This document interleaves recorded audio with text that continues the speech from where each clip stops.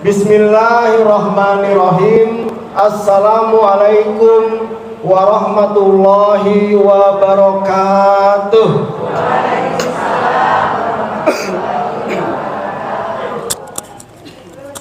Alhamdulillah, alhamdulillahil wahidil qahar, lil azizil ghaffar, lil muqawwirul laili alan nahar, tazkiratan liulil qulubi wal absar, tabsiratan lijawil albabi wal i'tibar. Alhamdulillahillazi nahmaduhu nasta'inuhu nastaghfiruh wa na'udzu billahi min sururi anfusina wa sayyiati a'malina, may yahdihillahu fala mudhillalah wa may yudlilhu fala hadiyalah. Nashhadu an la ilaha illallah wahdahu la syarikalah wa ashhadu anna Muhammadan abduhu wa rasuluhu la nabiyya ba'dah. Subhanaka la ilma lana illa ma 'allamtana innaka antal alimul hakim. Rabbi shrah li sadri wa yassir li amri wahlul 'uqdatam min lisani yafqahu qawli. Rabbi jidni ilman warzuqni fahman, amma ba'd. Yang saya hormati Ketua DKM Masjid Anas sekaligus Ketua Panitia Pelaksana Peringatan Maulid Nabi Muhammad SAW, Al-Ustadz Al-Habib Rahmat Sobari STI MTI, yang mudah-mudahan disehatkan oleh Allah Subhanahu wa Ta'ala. Yang sama-sama kita hormati Lurah Pamulang Timur, yang mungkin sedang dalam perjalanan, insya Allah bisa hadir pada pagi hari ini. Yang saya hormati jamaah Majlis Taklim Masjid Anas beserta rombongan. Yang saya hormati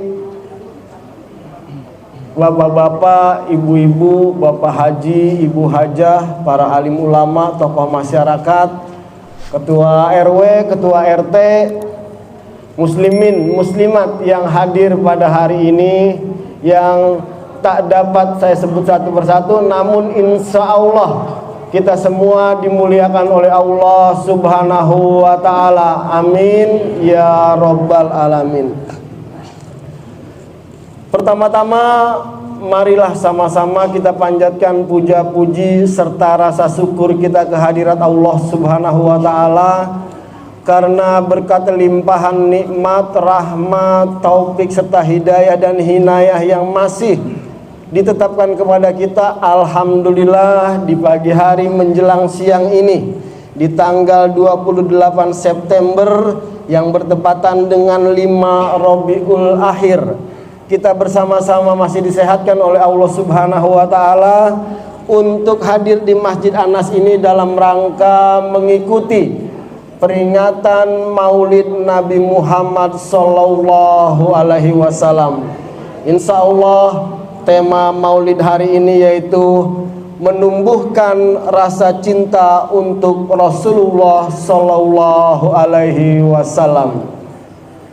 Salawat teriring salam tidak lupa pula mudah-mudahan tercurah limpahkan selalu kepada junjungan kita, pemimpin besar umat Islam, yaitu baginda Nabi besar Muhammad sallallahu alaihi wasallam, juga kepada keluarganya, kepada para sahabatnya, dan juga kita selaku pengikutnya. Mudah-mudahan kita semua senantiasa istiqomah dalam menjalankan sunnah-sunnahnya, dan mudah-mudahan kelak kita bersama-sama mendapatkan syafaat dari baginda Nabi Muhammad sallallahu alaihi wasallam. Karena apa kita bersalawat kepada Rasulullah sallallahu alaihi wasallam? Karena dialah yang menyelamatkan kita daripada ajab kepada nikmat, dialah yang menyelamatkan kita daripada batil kepada hak, dan dialah yang menyelamatkan kita daripada dolalah menjadi hidayah. Hadirin wal hadirat yang dimuliakan oleh Allah Subhanahu wa taala. Sebelum acara peringatan Maulid Nabi Muhammad kita laksanakan, terlebih dahulu izinkanlah saya selaku pembawa acara untuk menyampaikan beberapa susunan acara pada pagi hari ini. Yang pertama yaitu pembukaan yang sedang berlangsung. Yang kedua, pembacaan ayat-ayat suci Al-Quran. Yang ketiga, sambutan-sambutan. Dan yang keempat, doa ataupun sekaligus penutup. Itulah kiranya rangkaian acara kita pada pagi hari ini. Dan untuk baiknya, mari sama-sama kita awali dengan membaca basmalah. Bismillahirrahmanirrahim. Selamat datang kami ucapkan kepada guru kita Al-Ustadz Haji Taufik Al-Miftah. Sehat Ustaz? Silakan.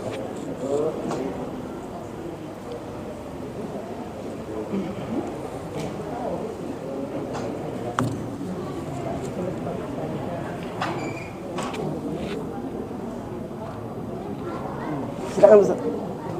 Langsung. Selanjutnya marilah kita dengarkan sambutan-sambutan. Adapun sambutan yang pertama insya Allah akan disampaikan oleh Ketua DKM sekaligus panitia pelaksana peringatan Maulid pagi hari ini, yang insya Allah akan disampaikan oleh Al-Ustadz Al-Habib Rahmat Sobari STI MTI. Kepadanya dipersilahkan. Bismillahirrahmanirrahim. Assalamualaikum warahmatullahi wabarakatuh. Alhamdulillahilladzi anzala ala abdihil kitaba wa lam yaj'al lahu iwaja. Wassalatu wassalamu ala sayyidina Muhammadin nabiyil mustafa wa ala alihi wa sahbihi wa man ihtada amma ba'd. Yang terhormat, kami ucapkan terima kasih atas kehadirannya Al-Mukarram Al-Ustadz. Kemudian yang terhormat juga kami ucapkan terima kasih atas kehadirannya Bapak Lurah Pemudang Timur, Bapak Ade Heri Setiawan. Yang kami hormati kepada seluruh tokoh masyarakat, para masyayikh, alim ulama, para asatidz dan asatidzah,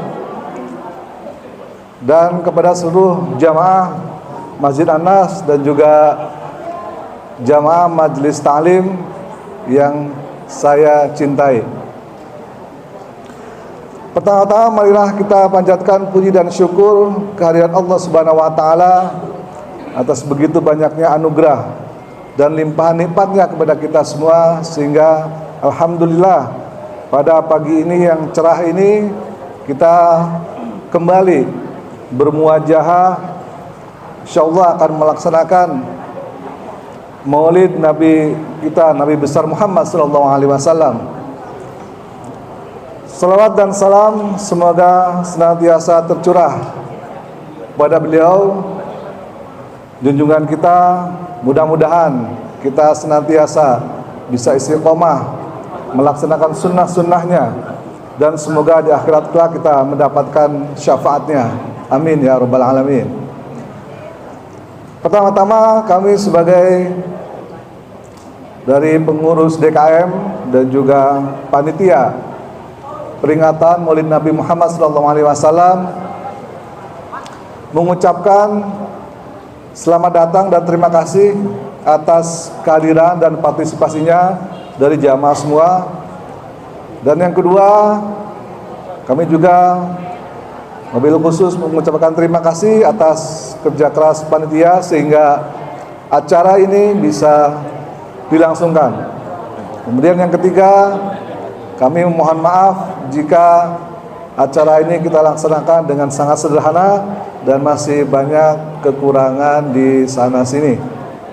Mungkin itu saja yang bisa kami sampaikan. Billahi taufiq wal hidayah. Assalamualaikum warahmatullahi wabarakatuh.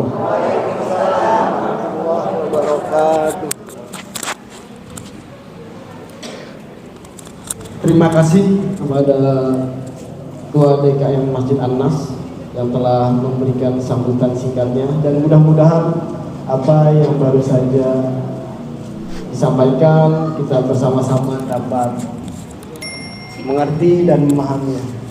Hadirin wal hadirat yang dimuliakan oleh Allah Subhanahu wa taala, walaupun baru saja tiba, walaupun belum sempat minum atau ngobrol-ngobrol sejenak, namun langsung saja kita minta sambutan dari orang nomor satu kita, nomor satu di Pamulang Timur, yaitu Bapak Haji Ade Heri Sutiawan SEMM. Kepada Pak Lurah dipersilahkan. Makan rujak sama ketupat, minumnya es cendol pakai gula merah. Maulid Nabi perbanyak sholawat, insya Allah hidup kita semakin berkah. Assalamualaikum warahmatullahi wabarakatuh. Bismillahirrahmanirrahim. Huwallazi arsala rasulahu bil huda wa dinil haq liyudhhirahu ala dini kulli walau karihal musyrikun. Asyhadu an la ilaha illallah wahdahu la syarikalah wa asyhadu anna Muhammadan abduhu wa rasuluhu la nabiyya ba'da. Shadaqallahul azim. Yang kami hormati dan kami muliakan guru kita, penceramah kita yang sudah hadir di tengah-tengah kita, yaitu Ustadz Haji Taufik Al-Miftah. Alhamdulillah sehat walafiat. Yang kami hormati Ketua DKM Masjid An-Nas Bapak Ustadz Rahmat Sobari beserta seluruh jajaran pengurus yang mohon maaf tidak saya sebutkan satu persatu. Yang kami hormati Ketua RW 07. Ada Ketua RW 07? Sudah. PLT-nya ada, PLT-nya? Lagi kurang sehat ya. Mudah-mudahan segera diberi kesehatan Allah Subhanahu wa taala. Yang saya hormati Ketua Majelis Taklim, ibu-ibu, bapak-bapak haji, para tokoh masyarakat, tokoh pemuda, hadirin wal hadirat, yang tanpa mengurangi rasa hormat saya tidak saya sebutkan satu persatu. Dan tentu saja yang paling saya cintai, Ketua Tim Pembina Posyandu, Ketua TPPKK Kelurahan Pamulang Timur, yang selalu mendampingi saya dalam aktivitas kegiatan baik pemerintahan maupun kegiatan-kegiatan lain, terutama di sumur dan di kasur. Yang selalu kemerah-merahan Pak Haji. Syukur alhamdulillah kita panjatkan kehadirat Allah Subhanahu wa taala bahwasanya pagi hari ini kita masih diberikan berbagai nikmat oleh Allah Subhanahu wa taala sehingga kita bisa melaksanakan kegiatan peringatan Maulid di Masjid An-Nas ini. Salat teriring salam senantiasa tercurah kepada Nabiullah Muhammad Rasulullah Sallallahu Alaihi Wasallam yang telah membawa risalah Islam dari umat-umat yang terdahulu sampai kepada kita saat ini. Dalam kesempatan ini, pertama tentu saja kami atas nama pemerintah Kelurahan Pamulang Timur menyampaikan ucapan terima kasih yang sebesar-besarnya kepada DKM dan seluruh jajaran panitia pelaksana serta para jamaah sekalian yang sudah hadir ke Masjid An-Nas ini dalam rangka peringatan Maulid Nabi ini. Utamanya lagi guru kita Pak Ustadz Taufik yang sudah ada di tengah-tengah kita. Soalnya kalau Pak Ustadz Taufik nggak ada, pasti lurah suruh sambutan, suruh ceramah.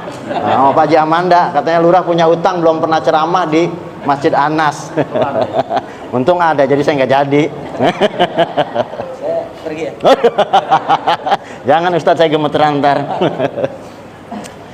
Dalam kesempatan ini, bahwasanya kami juga menghimbau kepada seluruh warga masyarakat di Kelurahan Pamulang Timur bahwa memang peringatan Maulid ini lurah itu undangannya sampai dengan bulan November Ustadz. Masya Allah, luar biasa. di Pamulang Timur cintanya masyarakat kepada Rasulullah Shallallahu Alaihi Wasallam sampai dengan 76 undangan semuanya minta lurah yang hadir. Kalau Ustadz paling 15 bulan Maulid, lurah mah 76. Ya, 16 ya, 16 lurah 76. Ya, gitu. Bapak Ibu serta hadirin sekalian, esensinya adalah peringatan Maulid ini bukan hanya seremoni kita laksanakan setiap tahun, bukan hanya 76 kali kegiatan dilaksanakan di Kelurahan Pamulang Timur, tapi bagaimana kita dapat meresapi, kita dapat menjadikan Rasulullah Shallallahu Alaihi Wasallam itu suri tauladan yang baik bagi kita semua, dengan cara kita mengimplementasikan dalam kehidupan kita sehari-hari, tentunya mengikuti sunnah dari Rasulullah Shallallahu Alaihi Wasallam. Tentunya banyak sunnah-sunnah yang perlu kita ikuti yang dilakukan oleh Rasulullah Shallallahu Alaihi Wasallam. Dalam kesempatan ini satu saja saya minta, satu poin saja saya minta, yaitu bagaimana kita bisa menjaga kebersihan lingkungan. An-nazafatu minal iman. Kebersihan sebagian daripada iman. Saya berharap bahwasanya saat ini kondisi di wilayah Kelurahan Pamulang Timur sedang mewabah DBD.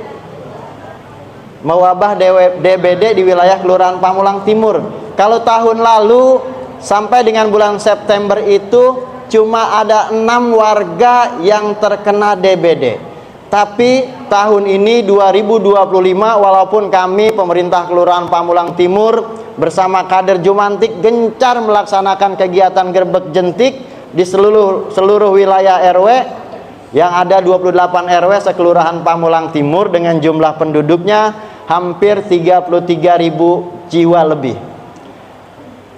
Bahwa tahun ini sudah 25 yang terkena DBD. Ini menjadi PR bagi kita semua, bahwasanya perlunya kita melaksanakan bersih-bersih lingkungan, perlunya kita terapkan satu rumah satu Jumantik, juru pemantau jentik. Jadi nggak usah pakai kita ngelihat tetangga kita ngebersihin di rumah tetangga kita, nggak usah. Cukup satu rumah, satu orang, satu keluarga membersihkan rumahnya sendiri. Nah, jadi jangan sampai nanti begitu rumah sebelahnya bersih, sebelah sini nggak mau bersih-bersih, nyamuk banyaknya di sini, nyebar ke sebelahnya, semua warga di situ kena DBD.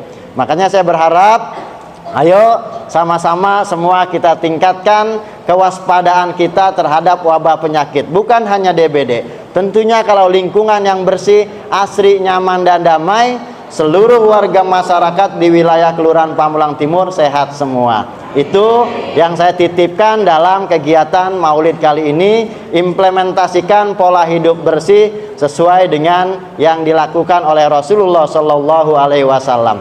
Itu saja yang dapat saya sampaikan, karena masih ngos-ngosan belum minum habis buka turnamen poli. Ini Bang Anda kejem bener ya, orang belum duduk juga. Terima kasih sekali lagi. Semoga dengan hadirnya kita pada peringatan Maulid Nabi ini, Allah Subhanahu wa Ta'ala menurunkan keberkahan kepada seluruh warga masyarakat di wilayah Kelurahan Pamulang Timur. Kurang lebihnya mohon maaf. Billahi taufiq wal hidayah. Assalamualaikum warahmatullahi wabarakatuh.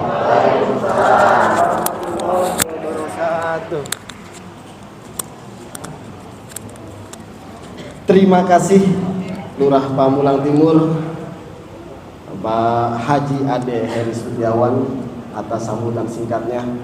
Mudah-mudahan disehatkan selalu oleh Allah Subhanahu wa Ta'ala, karena begitu sibuknya dari jam 4 pagi sampai sekarang belum istirahat.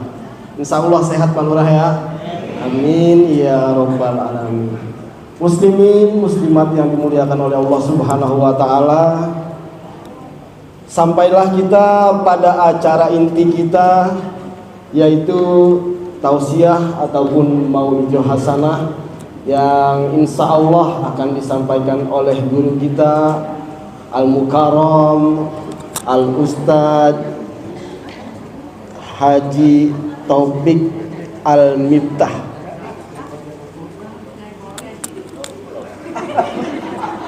Subhanallah, Maha Suci Allah. manusia tidak luput daripada kekurangan. Untuk kesempurnaan tausiah ataupun mauidul hasanah kita, terlebih dahulu kita mendengarkan lantunan ayat-ayat suci Al-Quran yang insya Allah akan dibacakan oleh Ibu Nur Halimah dan Ibu Marlina. Kepada Ibu Nur Halimah dipersilahkan. Assalamualaikum warahmatullahi wabarakatuh.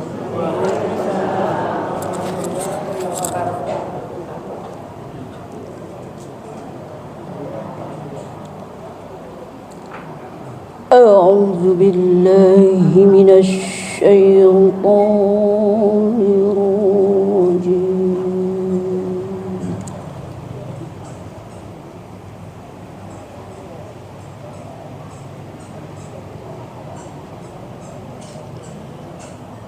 Bismillahirrahmanirrahim.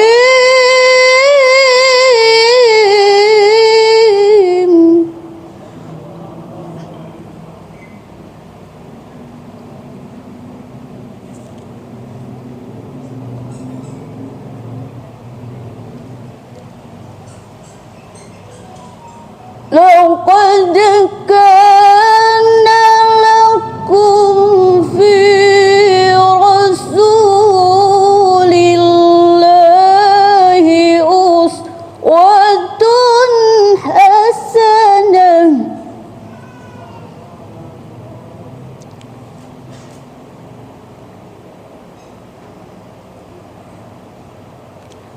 لمن كان يرجو الله واليوم الآخر وذكر الله كثيرا.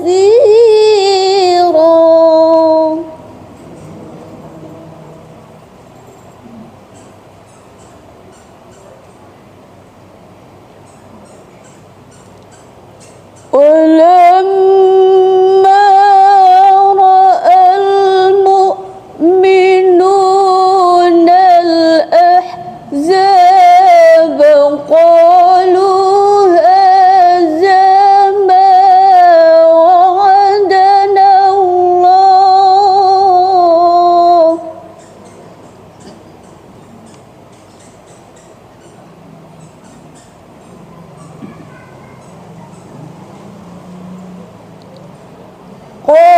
قالوا هذا ما وعدنا الله ورسوله وصدق الله ورسوله.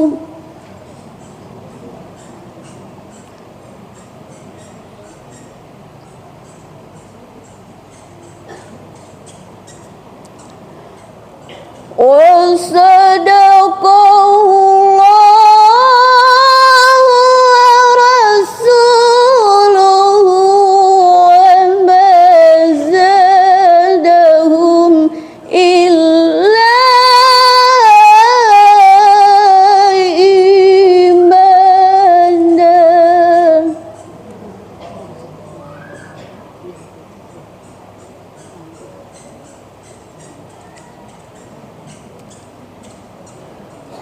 وما زادهم إلا إيمانا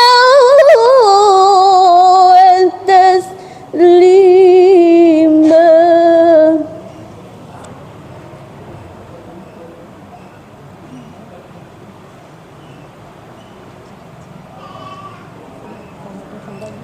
من المؤمنين رجال صدقوا ما عاهدوا الله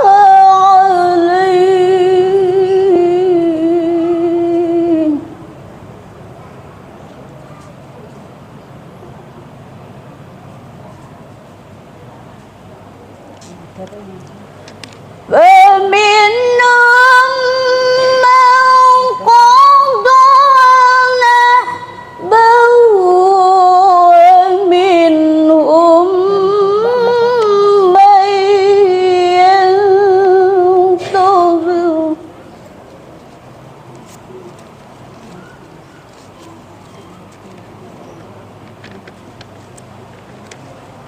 وما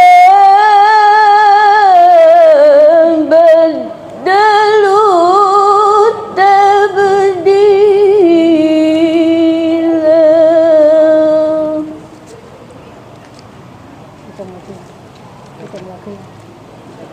وما بدلوا تبديلا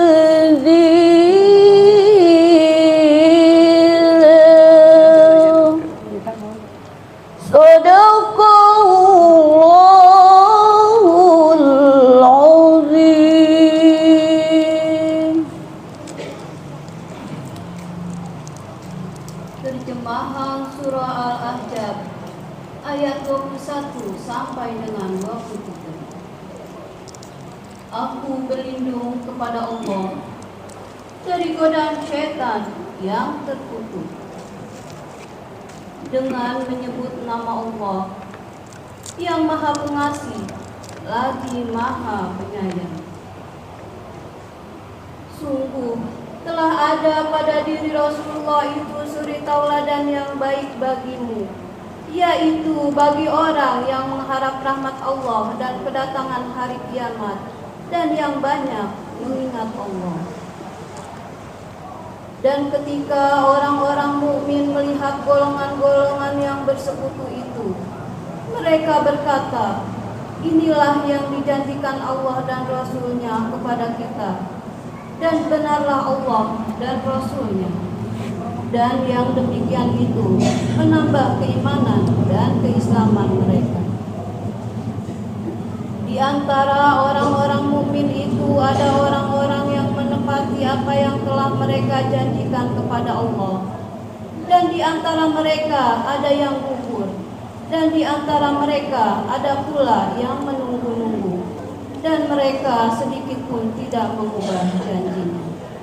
Maha benar Allah dengan segala firman-Nya.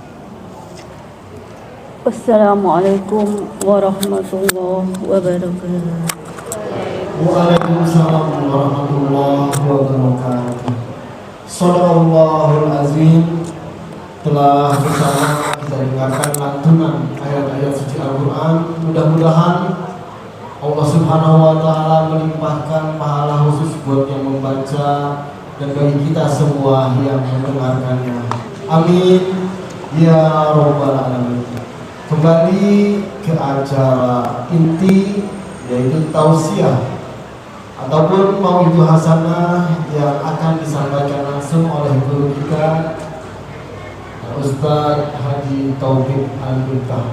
Kepada Ustaz disilakan. Bismillahirrahmanirrahim. Assalamualaikum warahmatullahi wabarakatuh.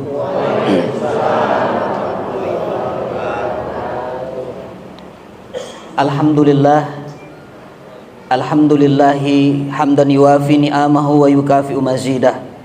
Ashhadu an la ilaha illallah wahdahu la syarikalah wa ashhadu anna Muhammadan abduhu wa rasuluhu la nabiyya wa la rasula ba'dah. Allahumma salli wa sallim wa barik ala sayyidina Muhammadin ibni Abdillah wa ala alihi wa ashabihi wa man tabi'ahum bi ihsanin ila yaumis sa'ah, amma ba'du. Allahumma la sahla illa ma ja'altahu sahla wa anta taj'alul hazna idza syi'ta sahla. Allahumma anfa'na bima 'allamtana wa 'allimna bima yanfa'una wa zidna ilman. Allahumma faqihna fid din wa 'allimna ta'wil bi rahmatika ya arhamar rahimin, amin ya rabbal alamin. Alhamdulillahirabbil alamin. Mudah-mudahan pertemuan kita pada pagi hari ini seluruhnya dalam berkah, rahmat dan ridha dari Allah Subhanahu wa taala. Amin ya rabbal alamin. Bapak Ibu, apa kabar? Sehat? Asam urat aman? Kolesterol terakhir berapa? Subhanallah, 210 katanya. Alhamdulillah binikmatihi tatimmus sholihat. Yang sama-sama kita hormati Dewan Kemakmuran Masjid An-Nas, Bapak Ustadz Rahmat Sobari. Mana Bapak Rahmat ini ya? Oh, Masya Allah, saya tidak kenal. Salam hormat, salam kenal. Mudah-mudahan beliau panjang umur, sehat walafiat, istiqomah dalam taat, dan menjadi DKM selama-lamanya. Jangan katanya. Subhanallah. Salam hormat juga untuk Bapak Lurah Pamulang Timur, Masya Allah, Bapak Haji Ade Heri Setiawan SEMM yang jadwalnya 76. Mudah-mudahan sehat dan gak sampai di opnam. Amin ya Rabbal Alamin. Dan salam hormat untuk Ketua Majelis Taklim An-Nas, Ibu Vinda. Ini sekaligus Menteri Perhubungan kita. Jadi yang menghubungi saya, ya ini Menteri Perhubungan akhirat namanya. Kalau Menteri Perhubungan dunia ngeri-ngeri ya, tapi Menteri Perhubungan akhirat insya Allah ini akan menjadi banyak manfaat. Amin ya Rabbal Alamin. Dan hadir juga bersama kita ada Bapak RW 07. Mana Bapak RW? Perwakilannya. Oh, Masya Allah. Bapak RW ada uzur ya? Ya, mudah-mudahan Allah mudahkan urusan beliau. Dan ada Ketua RT. Ada Ketua RT, Bapak. Ya, mudah-mudahan Allah juga mudahkan urusan beliau.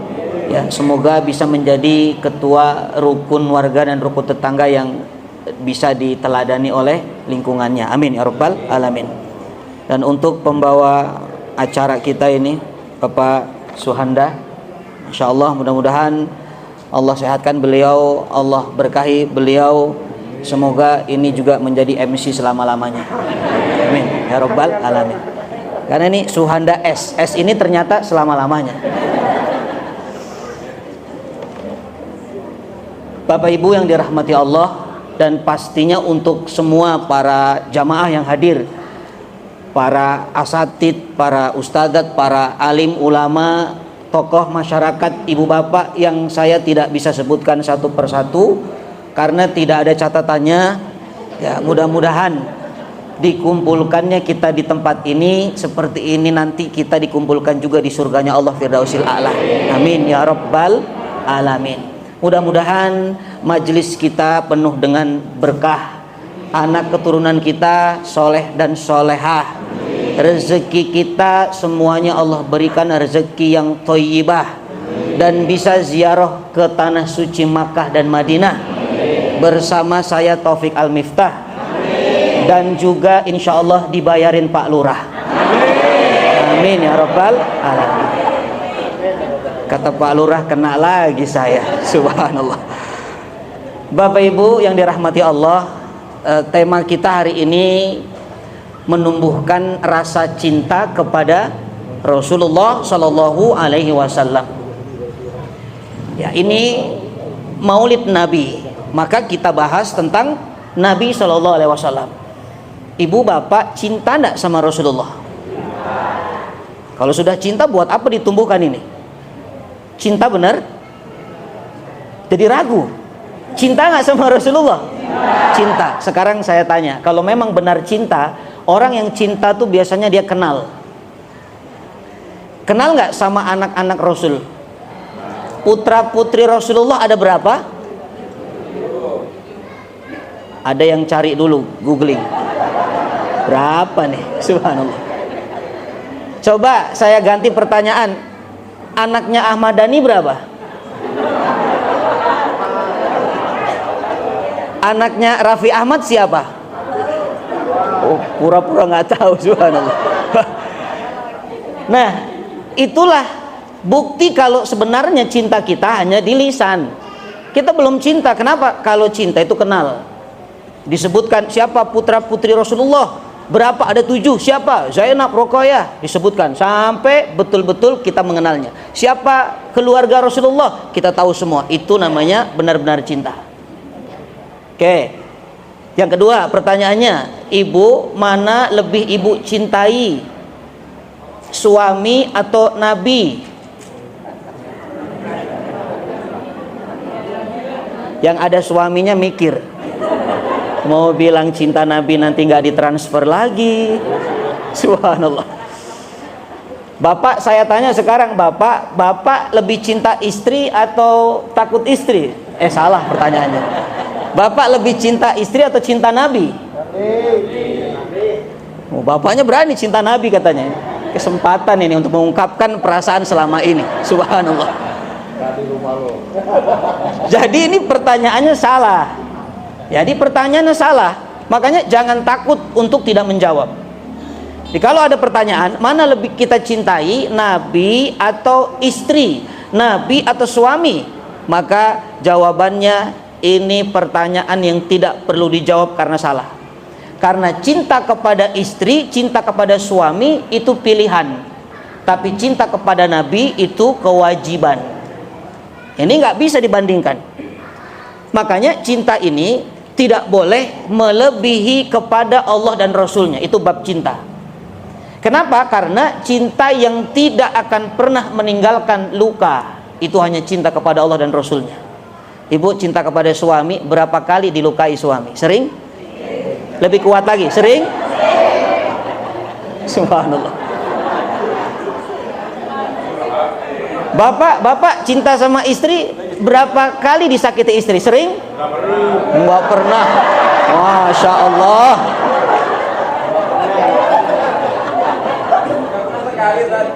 Lisannya nggak pernah. Tadi tangannya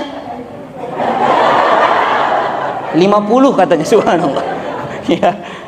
Nah, ternyata kalau cinta kepada makhluk itu rumusnya pasti kalau tidak disakiti kita akan menyakiti.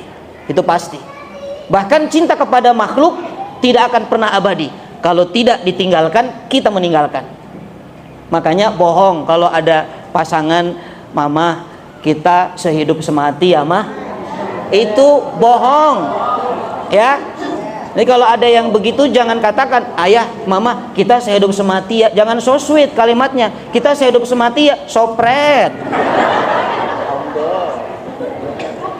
Buktinya mana? Coba istrinya meninggal.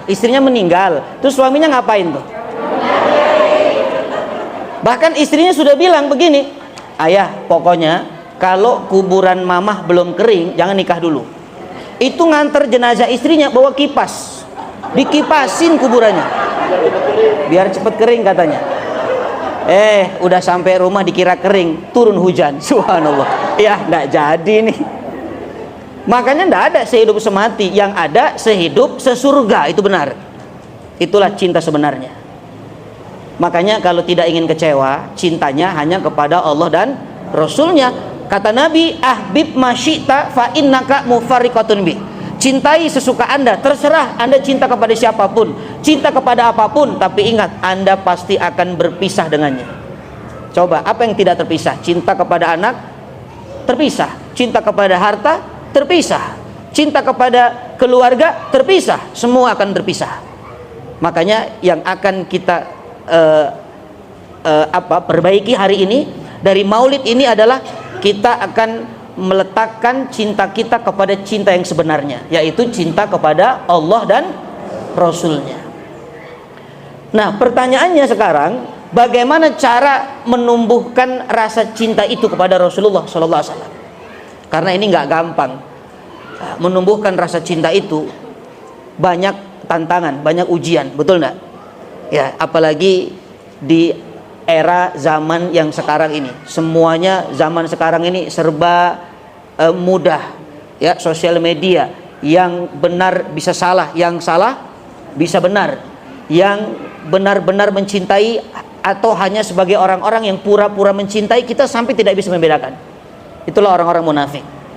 Dan kita akan melihat kalau memang benar ingin menumbuhkan cinta kepada Nabi, ini yang disampaikan para alim ulama. Bapak Ibu dirahmati Allah, yang pertama kalau ingin menumbuhkan rasa cinta kepada Nabi, pastikan kita kenal dengan Nabi dulu. Nah, ta'aruf ma'an Nabi. Hari ini kita ingin mengenal Rasulullah SAW lebih dekat. Kenapa? Tak kenal maka tak cinta, tak sayang. Tak kenal maka kenalan dulu. Karena Anda semakin kenal dengan Rasulullah, pasti semakin kagum dengan Rasulullah. Itu bedanya. Ini kita kalau kenal tetangga Ibu, atau kenal teman, baru kenal beberapa hari masih terlihat baik di mata kita, betul enggak? Masih bagus tuh akhlaknya. Begitu sudah kenal 1 bulan, 1 tahun, bahkan bertahun-tahun, itu yang kelihatan apanya? Yang kelihatan apanya? Aib. Apa itu aib? Keburukan. Ya, awal-awal mah biasa saja pura-pura baik. Lama-lama kok mendekat kita, Ibu maaf, supaya silaturahmi tidak putus, pinjam dulu 100. Ya, awalnya dikasih, tapi lama-lama risih, betul enggak? Itulah manusia. Dulu waktu pertama kali Bapak Ibu PDKT, ya, suami istri itu kan yang kelihatan baik-baiknya dulu kan. Orang kalau lagi PDKT itu yang diperlihatkan bagus-bagusnya dulu. Tapi kalau sudah nikah, coba yang kelihatan apanya? Keburukan. Itu manusia. Tapi demi Allah, kalau kita kenal dengan Rasulullah, semakin kenal semakin kagum. Karena tidak ada aib dalam diri Nabi Shallallahu Alaihi Wasallam. Nggak ada aibnya itu. Ajib, akhlaknya Nabi ajib. Nanti kita akan lihat satu persatu. Bapak Ibu dirahmati Allah, yang di luar dengar nggak suara saya? Aman ya? Ya. Yang di sebelah kiri juga ini pintunya nggak dibuka ya? Oh, nggak apa-apa ya. Oh, yang penting dengar. Karena kalau tidak terdengar, nanti tidak mendapatkan hazanah daripada kisah-kisah yang luar biasa ini. Ibu bapak dirahmati Allah, sekarang saya ingin kenal sama Rasulullah, Ustadz. Bagaimana caranya? Kalau ingin kenal sama Nabi, banyak para ulama membuat fan ilmu tentang Rasulullah SAW. Jadi ilmu tentang mengenal Nabi itu banyak Ibu. Tidak satu. Saking hebatnya Rasulullah SAW dikaryakan oleh para ulama, dari sisi manapun isinya keindahan. Itu Nabi itu. Kita kan kalau lihat orang kan beda-beda tuh. Dari depan bisa bagus, begitu di belakang nggak bagus. Ya sudut pandangnya bisa berbeda. Dari depan Nur Aini, di belakang Nuruddin, bisa jadi. Dari belakang Syahrukan, begitu dari depan Syahrullah, bisa jadi. Tapi kalau Rasulullah SAW dari manapun semuanya adalah keindahan. Makanya disebutnya uswatun hasanah. Tadi dibaca oleh qari'ah kita. Laqad kana lakum, a'udzubillahi minasyaitonir rajim, laqad kana lakum fi Rasulillah uswatun hasanah. Sungguh telah ada dalam diri Rasulullah teladan yang baik untuk kita semuanya.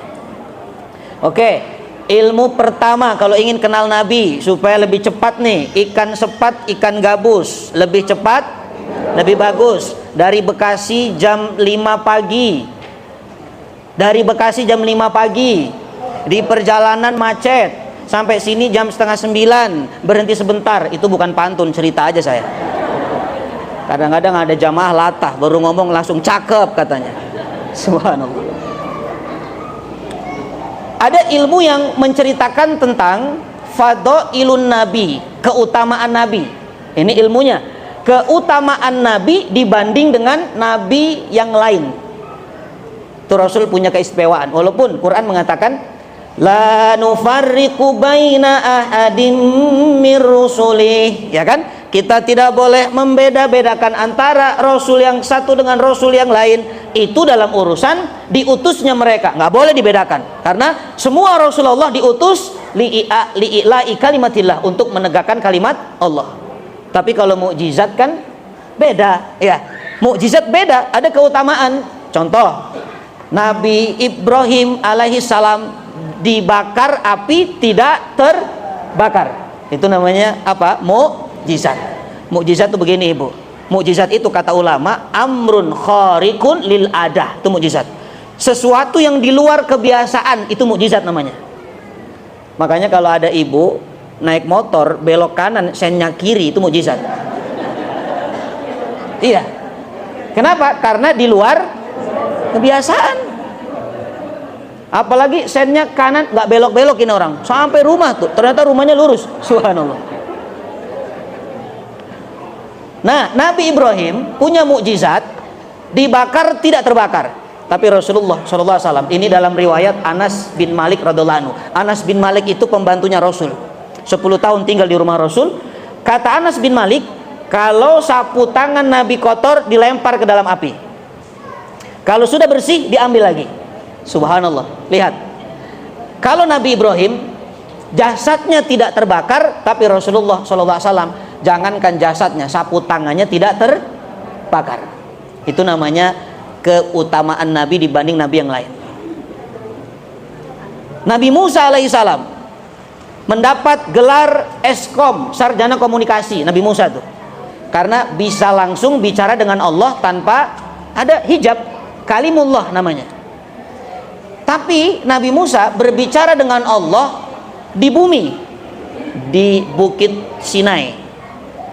Allah di atas Allah jauh dengan Nabi Musa.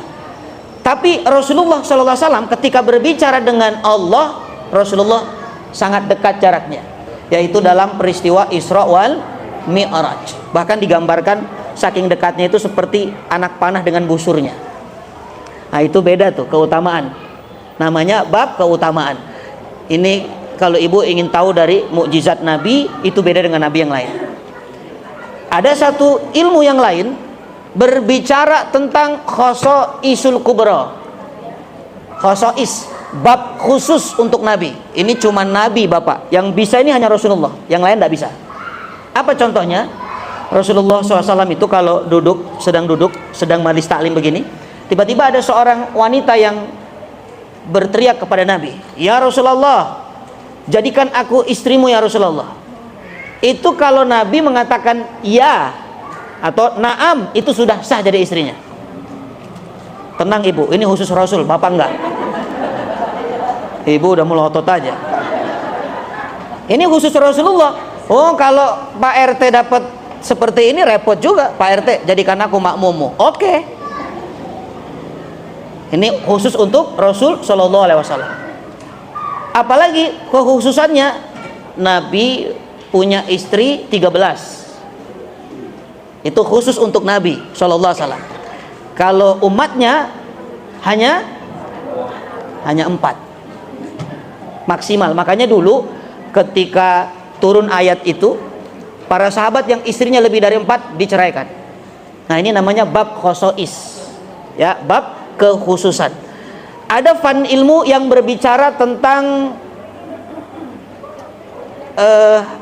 fisik Nabi, tentang fisik Nabi. Ini ada di dalam kitab Syama'il Muhammadiyah. Nabi rambutnya bagaimana, Nabi pundaknya bagaimana, dagunya seperti apa. Kenapa kita penting mempelajari tentang ilmu ini? Karena jangan-jangan Allah memberikan kita karunia mimpi ketemu Nabi. Ibu bapak bisa nggak ketemu Nabi? Caranya gimana ketemu Nabi? Kalau mau ketemu Nabi caranya gimana? Tidur.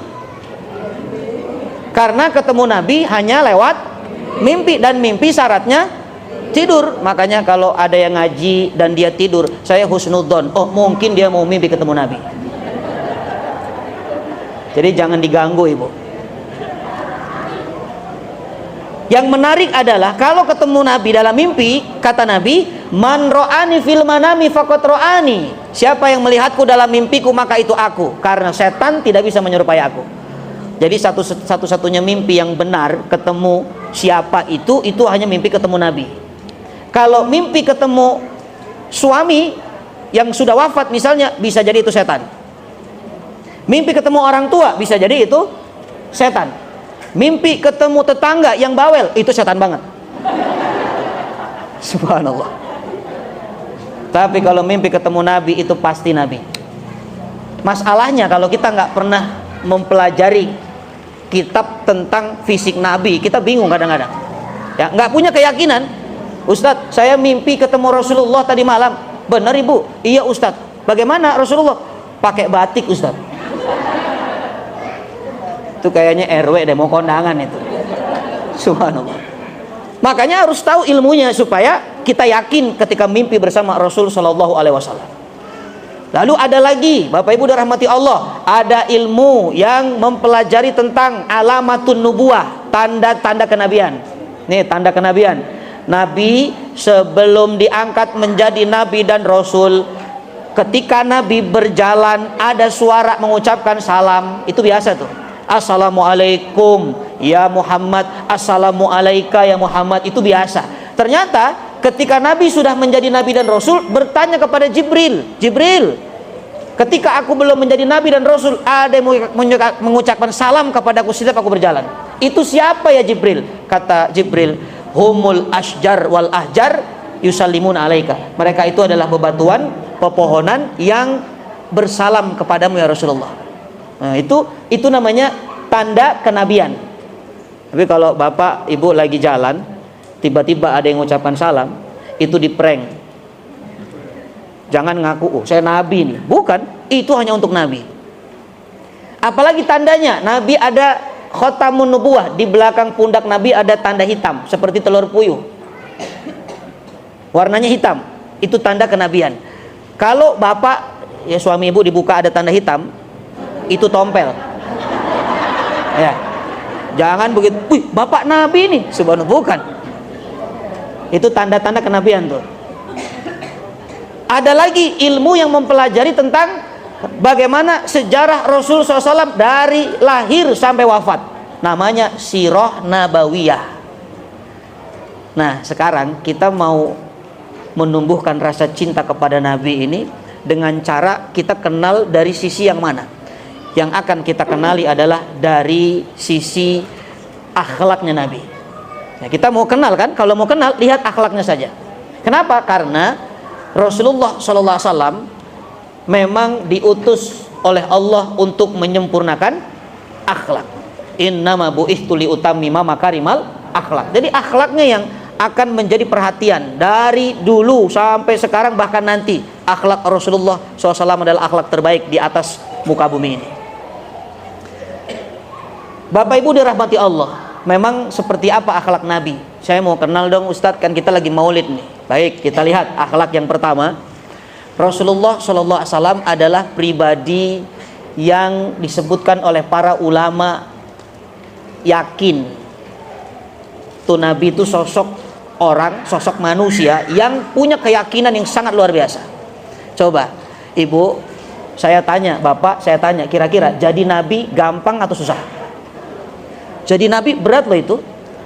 Iya, jadi Nabi itu nggak gampang. Ketika Rasulullah SAW dakwah sembunyi-sembunyi, belum ada banyak musuh yang membenci, karena dakwahnya sir, rahasia. Tapi ketika Nabi mendeklar di Bukit Sofa saat itu, ana Rasulullah, ubudullah, sembahlah Allah, wala tusyriku bihi syai'an, jangan sekutukan dengan apapun, jangan sembah berhala. Baru muncul yang namanya musuh yang membenci Nabi. Banyak yang benci itu. Bahkan Nabi diserang. Nabi dibilang, oh Muhammad sahir. Apa sahir? Tukang sihir.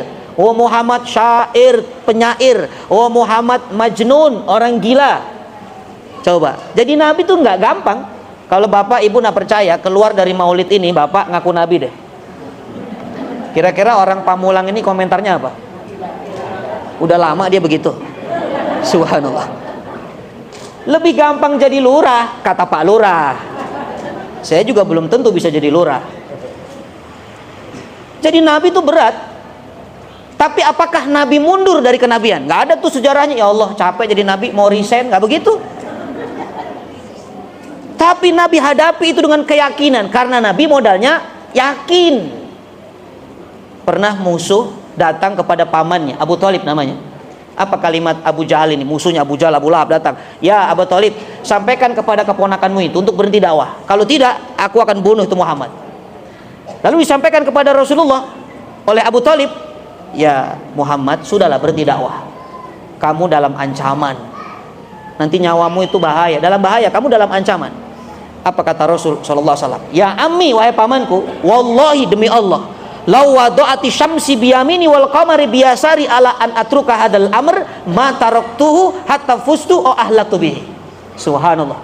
Kata Rasulullah saat itu, demi Allah wahai pamanku, seandainya matahari di tangan kananku, rembulan di tangan kiriku, untuk aku berhenti dakwah, aku tidak akan pernah berhenti dakwah sampai aku menang dalam dakwah atau aku hancur bersama dakwah. Allahu Akbar. Itu kalimat yakin atau enggak? Yakin, Nabi enggak mundur. Itulah keyakinan. Ibu bapak dirahmati Allah. Kenapa Rasulullah sampai mengatakan dengan bahasa puitis begitu? Nabi itu kalau berbahasa tuh keren. Makanya Nabi itu kalau menyampaikan nasihat, poin, sistematis, mudah difahami. Fatonah, cerdas tuh. Kenapa Nabi sampai mengatakan kalau matahari tangan kiri kananku, rembulan tangan kiriku? Kenapa nggak langsung, paman, aku nggak mau berhenti dakwah? Kan selesai. Ternyata ada makna besar di dalamnya. Kata Rasulullah, seolah-olah Nabi mengatakan, paman, mungkin nggak matahari di tangan kanan saya? Nah, mungkin lah. Mungkin nggak rembulan di tangan kiri saya? Nah, mungkin lah. Kalau matahari di tangan kanan saja tidak mungkin, rembulan di tangan kiri tidak mungkin, apalagi berhenti dakwah, itu lebih tidak mungkin lagi. Itu Rasulullah. Itu keyakinan, Ibu. Bapak Ibu, keyakinan itu kan pondasi kan, kekuatan. Orang yang beda keyakinan saja tidak bisa menikah, betul nggak? Ada orang datang, Ustadz, saya mau nikah, tapi saya beda keyakinan, bisa nikah. Loh, kenapa beda agama? Bukan, dia yakin, saya nggak yakin. Itu bisa nggak jadi nikah. Makanya keyakinan itu pondasi. Ibu, bapak, kenapa menikah dengan suami sekarang? Bapak, kenapa pilih istri sekarang? Karena ya yakin. Kenapa ragu gitu jawabnya? Yakin sih, awalnya yakin awalnya. Subhanallah. Sekarang ini, zaman sekarang, coba zaman yang sudah naudzubillah, yang haram bisa dihalalkan, yang halal bisa diharamkan, semuanya nih kalau kita tidak cerdas, tidak punya keyakinan, kita akan terbawa ke dalam kemaksiatan. Makanya orang yang beriman kalau ingin meneladani Nabi, katakan dalam hati kita, yang yakin, haram tinggalkan, halal diambil. Itu baru sifat yakin tuh. Ya, kadang-kadang baru sudah awalnya ini haram tinggalkan, saya bayarin, oke. Sebegitu tuh. Subhanallah. Makanya keyakinan itu penting. Itulah Rasulullah SAW bisa sukses keluar dari jahiliyah menuju khairu ummah, itu karena yakin. Tuh, Nabi punya keyakinan. Bapak Ibu dirahmati Allah. Yang kedua, seperti apa Nabi kita itu? Nabi kita itu punya sifat rahmah. Rahmah tuh, kasih sayang. Wa ma arsalnaka illa rahmatan lil alamin. Ya, dan tidaklah aku utus engkau Muhammad kecuali menjadi rahmat bagi seluruh alam. Oh, ini soundnya lebih keren ini. Dirubah nih, bagus nih. Pertahankan ini ya. Tadi agak kering kecil begitu. Ya, supaya lebih terdengar luas syiar ini ya tentang Rasulullah. Rahmat itu kasih sayang. Ibu, bapak, kira-kira masuk surga itu dengan amal soleh atau dengan rahmat Allah? Rahmat Allah kan? Makanya rahmat itu butuh nggak kita ini? Butuh. Kita ini hidup cari apa sih? Cari rahmat Allah. Kalau Allah sudah rahmati, pasti surga itu. Rahmat itu ya ridho, ya Allah rahmati, berarti Allah juga ridhoi. Itu yang kita cari. Ya, ada Bapak Rahmat Sobari. Nah, ini yang kita cari. Jadi yang kita cari itu ya Bapak Rahmat, Bapak Hilal, itu kita cari-cari tuh. Nanti Ramadan kita cari Bapak Hilal. Ya. Kalau Pak Ade Heri dicari istri lah itu minimal. Subhanallah. Saking hebatnya rahmat Allah ibu bapak, rezeki yang Allah kasih kepada kita itu dari langit, dari bumi, dari langit salah satunya itu adalah rahmat Allah. Makanya mohon maaf, kalau ada hujan jangan mencela hujan, nggak boleh tuh. Mencela hujan sama dengan mencela rahmat Allah. Kadang-kadang latah lisan kita ini, hujan diguyur hujan, ya CLBK, cucian lama belum kering katanya. Ya mendung, ya banjir deh Pamulang ini. Jangan. Ada ulama ketika sedang tausiah begini, turun hujan, dia keluar sebentar, Ibu. Apa tujuannya? Tangannya ditadahkan kepada air hujan lalu diusapkan ke wajahnya. Karena ingin mendapatkan percikan rahmat dari Allah. Itu yang benar. Jadi kadang-kadang ada orang doa, kita tidak mengaminkan, nggak mau amin. Kenapa alasannya? Ustadz, saya nggak pernah amin kalau dia doa. Kenapa? Doanya minta hujan. Saya kan tukang es krim katanya. Bukan soal hujannya, tapi rahmatnya itu yang kita ambil. Makanya kalau ada rumah bocor, itu rahmat. Betul ini. Jadi kalau sudah tahu ilmunya, itu tenang saja. Begitu lihat rumah bocor, alhamdulillah rahmat.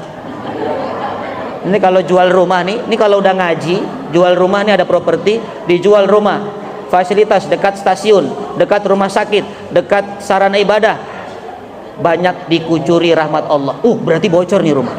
Subhanallah. Nah, ternyata Rasulullah itu rahmat Allah. Makanya Nabi itu punya sikap, punya sifat penyayang dan sayangnya tulus, Ibu, kepada siapapun. Itu hebatnya akhlak Nabi itu. Nabi itu nggak pilih-pilih sayang. Sama anak kecil Nabi sayang loh. Ini anak kecil tuh, makanya ada pintu surga namanya Babu Mufrihus Sibyan. Pintu membahagiakan anak kecil. Pintu surga membahagiakan anak kecil. Jadi kalau ada anak kecil tuh kasih permen, kasih coklat, dia senang, bisa jadi sebab pintu surga kita terbuka. Pernah Nabi sholat, Ibu, Nabi sholat subuh, bacaannya kok sebentar betul, kata sahabat. Ya Rasulullah, setelah selesai sholat, ya Rasul, anasid, ya Rasul, engkau lupa ya, ini kan subuh, kok bacaannya sebentar betul, kata sahabat. Kata Rasulullah SAW, kalian dengar enggak tadi ketika aku takbiratul ihram ada anak kecil yang nangis? Aku dengar suara itu, aku khawatir ayahnya sedang sholat berjamaah di sini, ibunya sedang sakit, dan anak itu butuh orang tuanya. Maka aku percepat sholatnya. Itu fikih imam. Ini yang jadi imam sholat. Lihat Rasulullah. Imam itu fikihnya, tolong lihat makmum. Jangan egois jadi imam. Mentang-mentang hafal Quran, dia baca satu kali sholat 1 juz. Begitu salam, assalamualaikum warahmatullah, assalamualaikum warahmatullah, makmumnya meninggal dunia. Coba lihat makmum ini, kasihan, dia sudah mau berjamaah, dipercepat sholatnya. Karena kita nggak tahu, ada orang yang punya hajat, terburu-buru, ya, ada urusan, maka jangan lama-lama sholatnya. Itu Rasulullah tuh sayang sama anak kecil. Rasulullah sayang kepada siapa lagi? Kepada musuh Nabi sayang. Ada Abdullah bin Ubay bin Salul, orang munafik yang jelas-jelas memusuhi Nabi. Ketika dia mati, anaknya datang kepada Nabi. Ya Rasul, bapakku mati, bapakku wafat. Bolehkah engkau mensolatkan ya Rasulullah? Itu permintaan anaknya. Ya Rasulullah, bolehkah gamismu untuk jadi kain kafan? Ayahku tidak ada kain kafannya. Dikasih sama Nabi, padahal musuhnya. Sampai Umar bin Khattab mengingatkan Rasulullah, ya Rasul, itu kan munafik, kok engkau solatkan ya Rasulullah? Tapi Rasul tetap mau mensolatkannya. Turun ayat, tidak boleh mensolatkan orang yang jelas-jelas munafik. Berarti lisannya Umar itu hebat, karena dari lisannya Umar turun ayat Quran. Banyak ayat Quran turun dari sebab lisannya Umar bin Khattab. Makanya kata Nabi, kalau ada Nabi setelah aku, yang berhak menjadi Nabi adalah Umar. Tapi kan nggak ada lagi Nabi. Itu Rasulullah sayang sama anak kecil, sayang sama musuh. Sayang kepada siapa? Kepada kita umatnya jangan ditanya, itu pasti.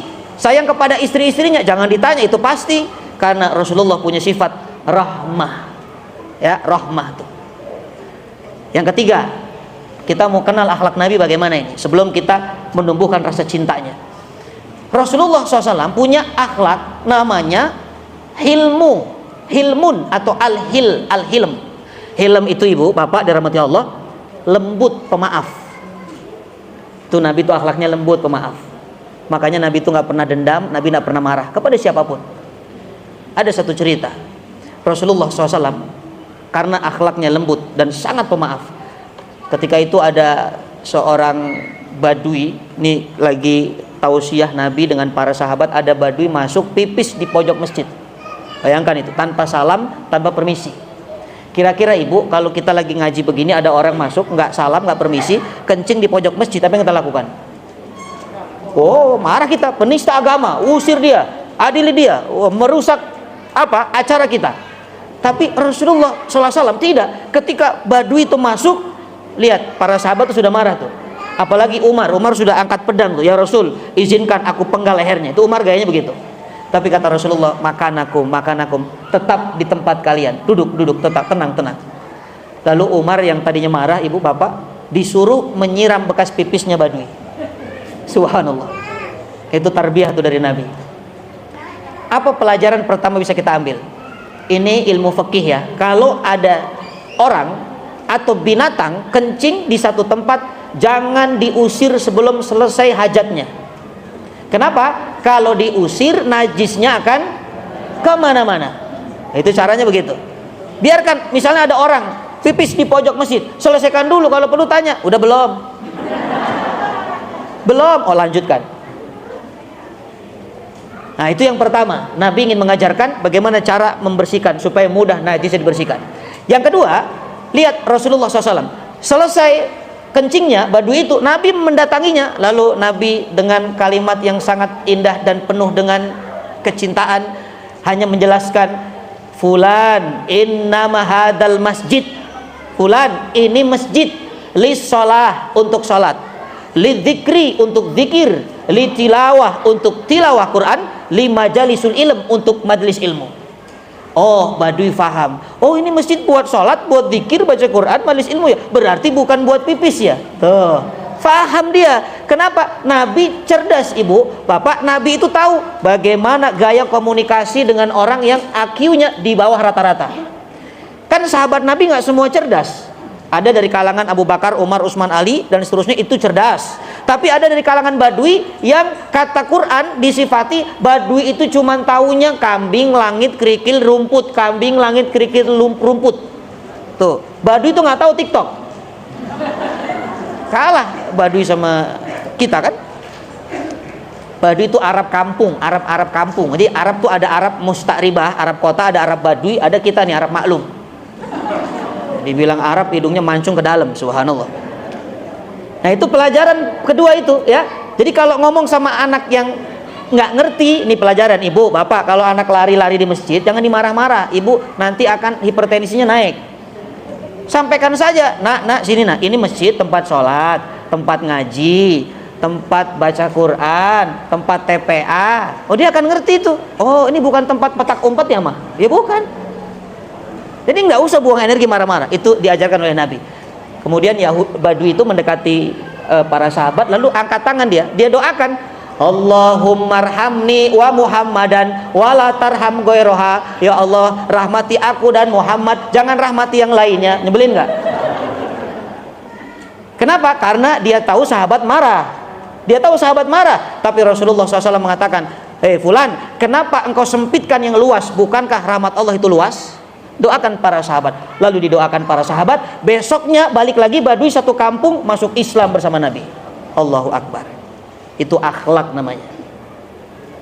Itu Rasulullah tuh pemaaf. Makanya orang yang pendendam itu bukan umat Rasul tuh. Ya, orang pendendam itu bukan umat Rasul. Ibu Halim itu sama dengan dikatakan disifati putranya Ibrahim. Ibrahim punya putra namanya Ismail alaihissalam. Quran menyebutnya gulamun halim, anak yang lembut, pemaaf. Ismail tuh.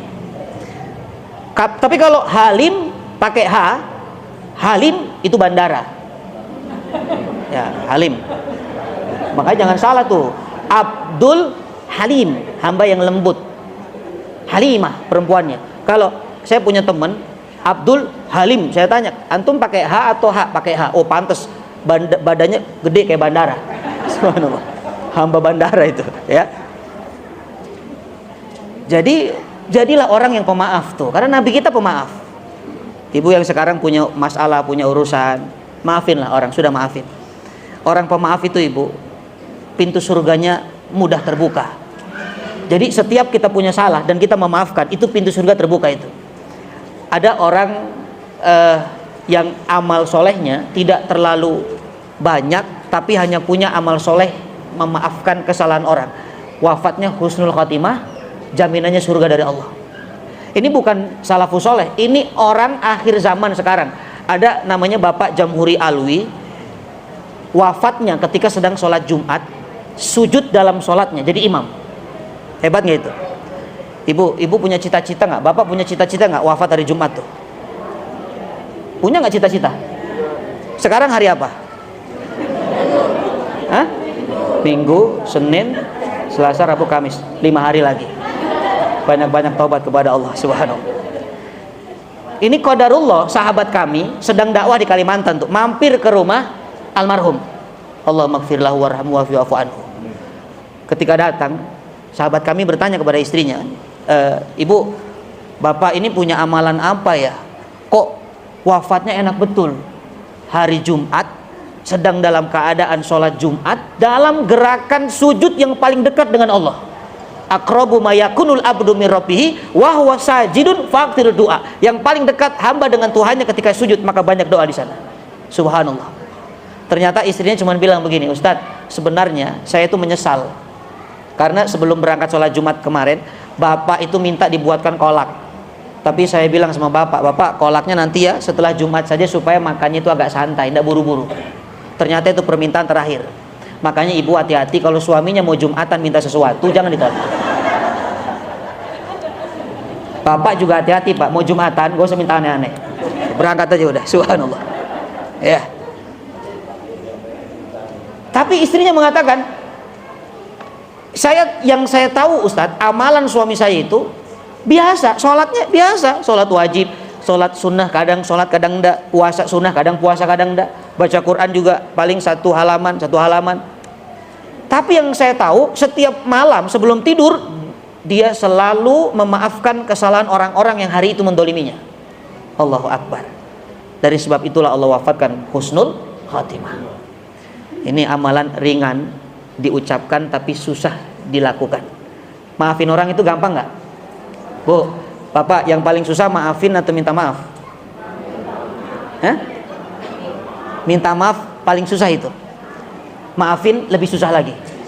Makanya Allah maha memaafkan, ya kan? Kalau minta maaf mah gampang. Saya kalau ke ATM tiap pagi, itu ATM aja minta maaf. Mohon maaf saldo Anda tidak cukup katanya. Padahal tiap hari saya isi, apakah saya memaafkan dia? Belum tentu. Subhanallah. Makanya hadiahnya sorga, karena itu tantangannya berat.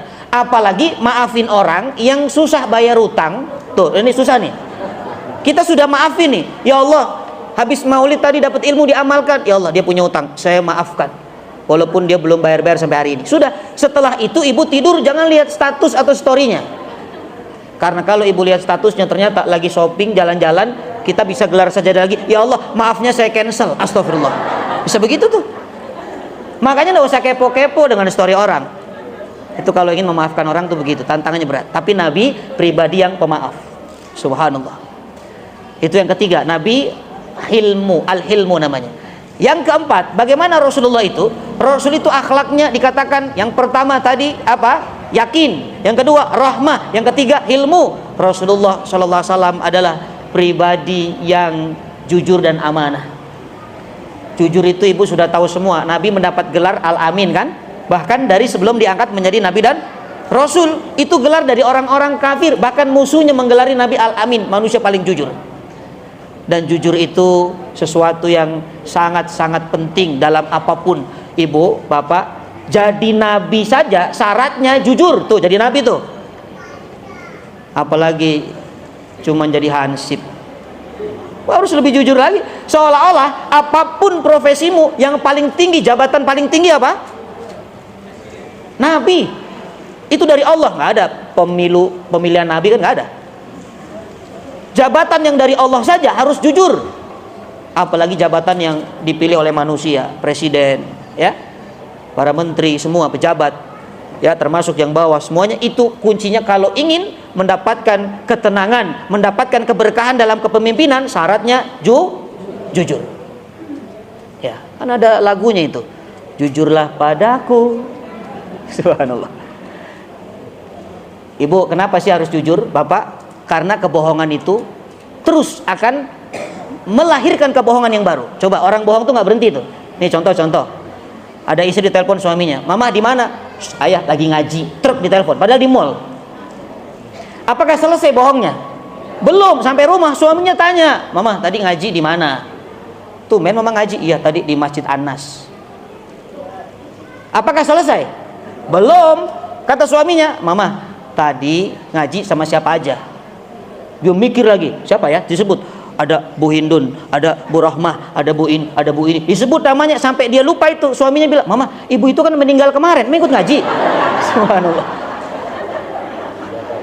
Oh, itu ibu yang satu lagi, ada namanya sama Pak, baru. Subhanallah. Apakah selesai? Belum. Ditanya, "Mama, tadi ngaji ustadznya siapa?" "Tadi itu Ustadz Taufik." "Saya di bawah-bawah itu." Subhanallah. Apakah selesai? Belum. Suaminya tanya lagi, "Ma, tadi ngaji materinya apa?" Tuh kalau mama yang nyampein ke ayah tuh gampang paham.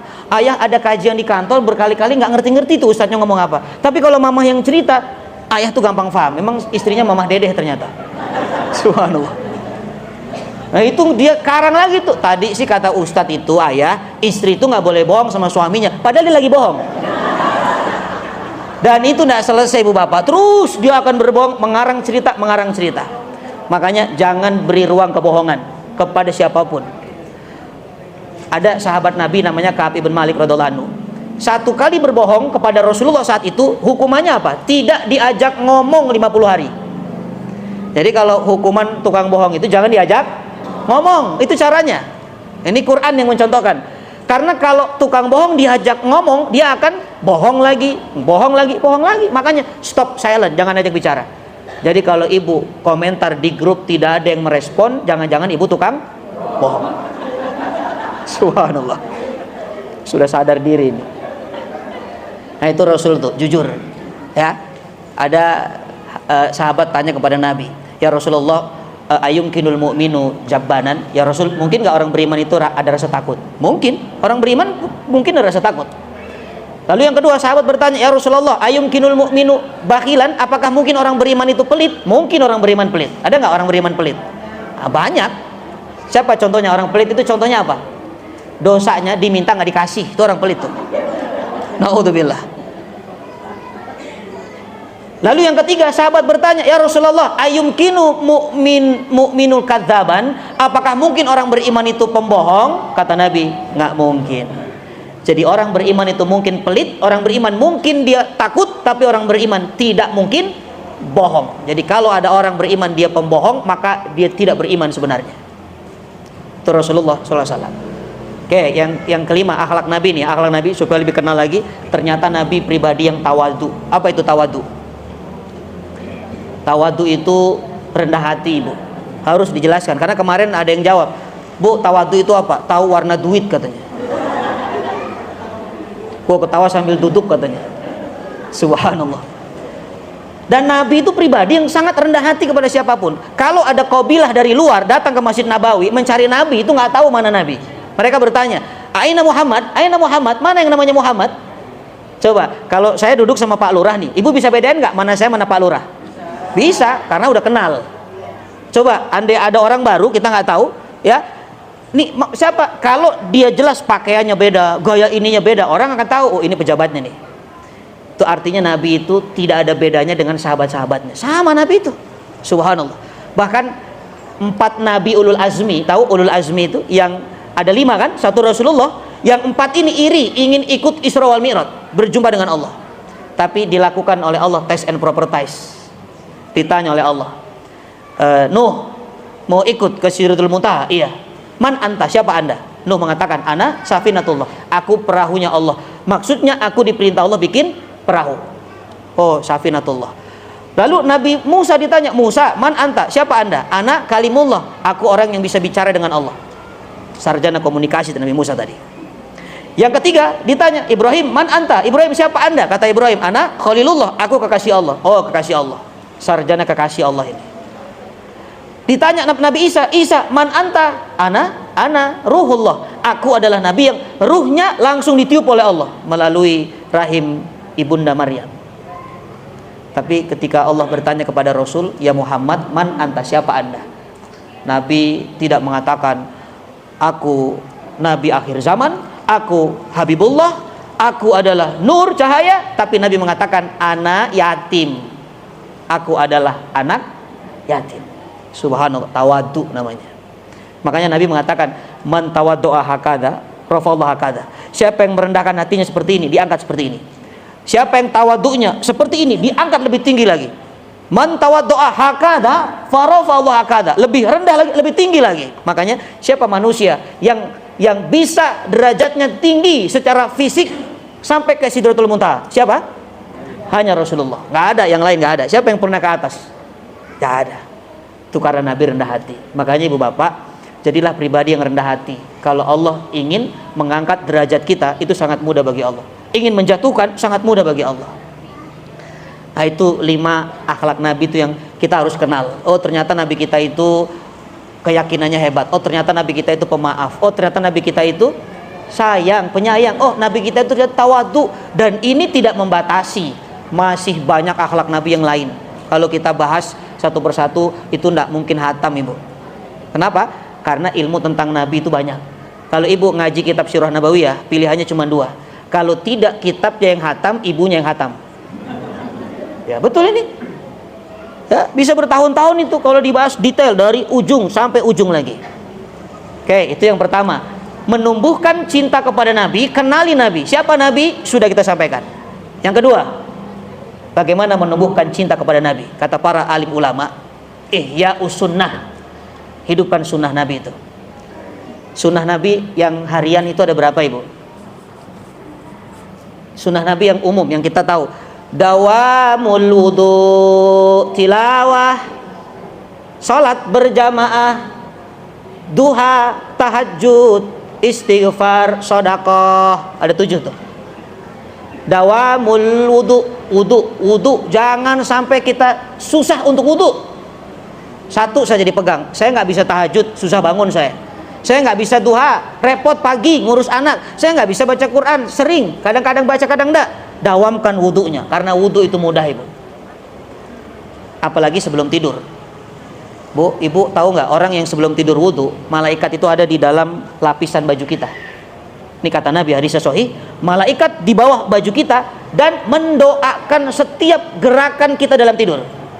Orang tidur mungkin nggak banyak gerak tuh, bergerak tuh. Kadang ke kanan ke kiri kan. Setiap gerakan kata Nabi, malaikat mendoakan, ya Allah ampuni dia. Subhanallah. Orang tidur berwudu diampuni dosanya.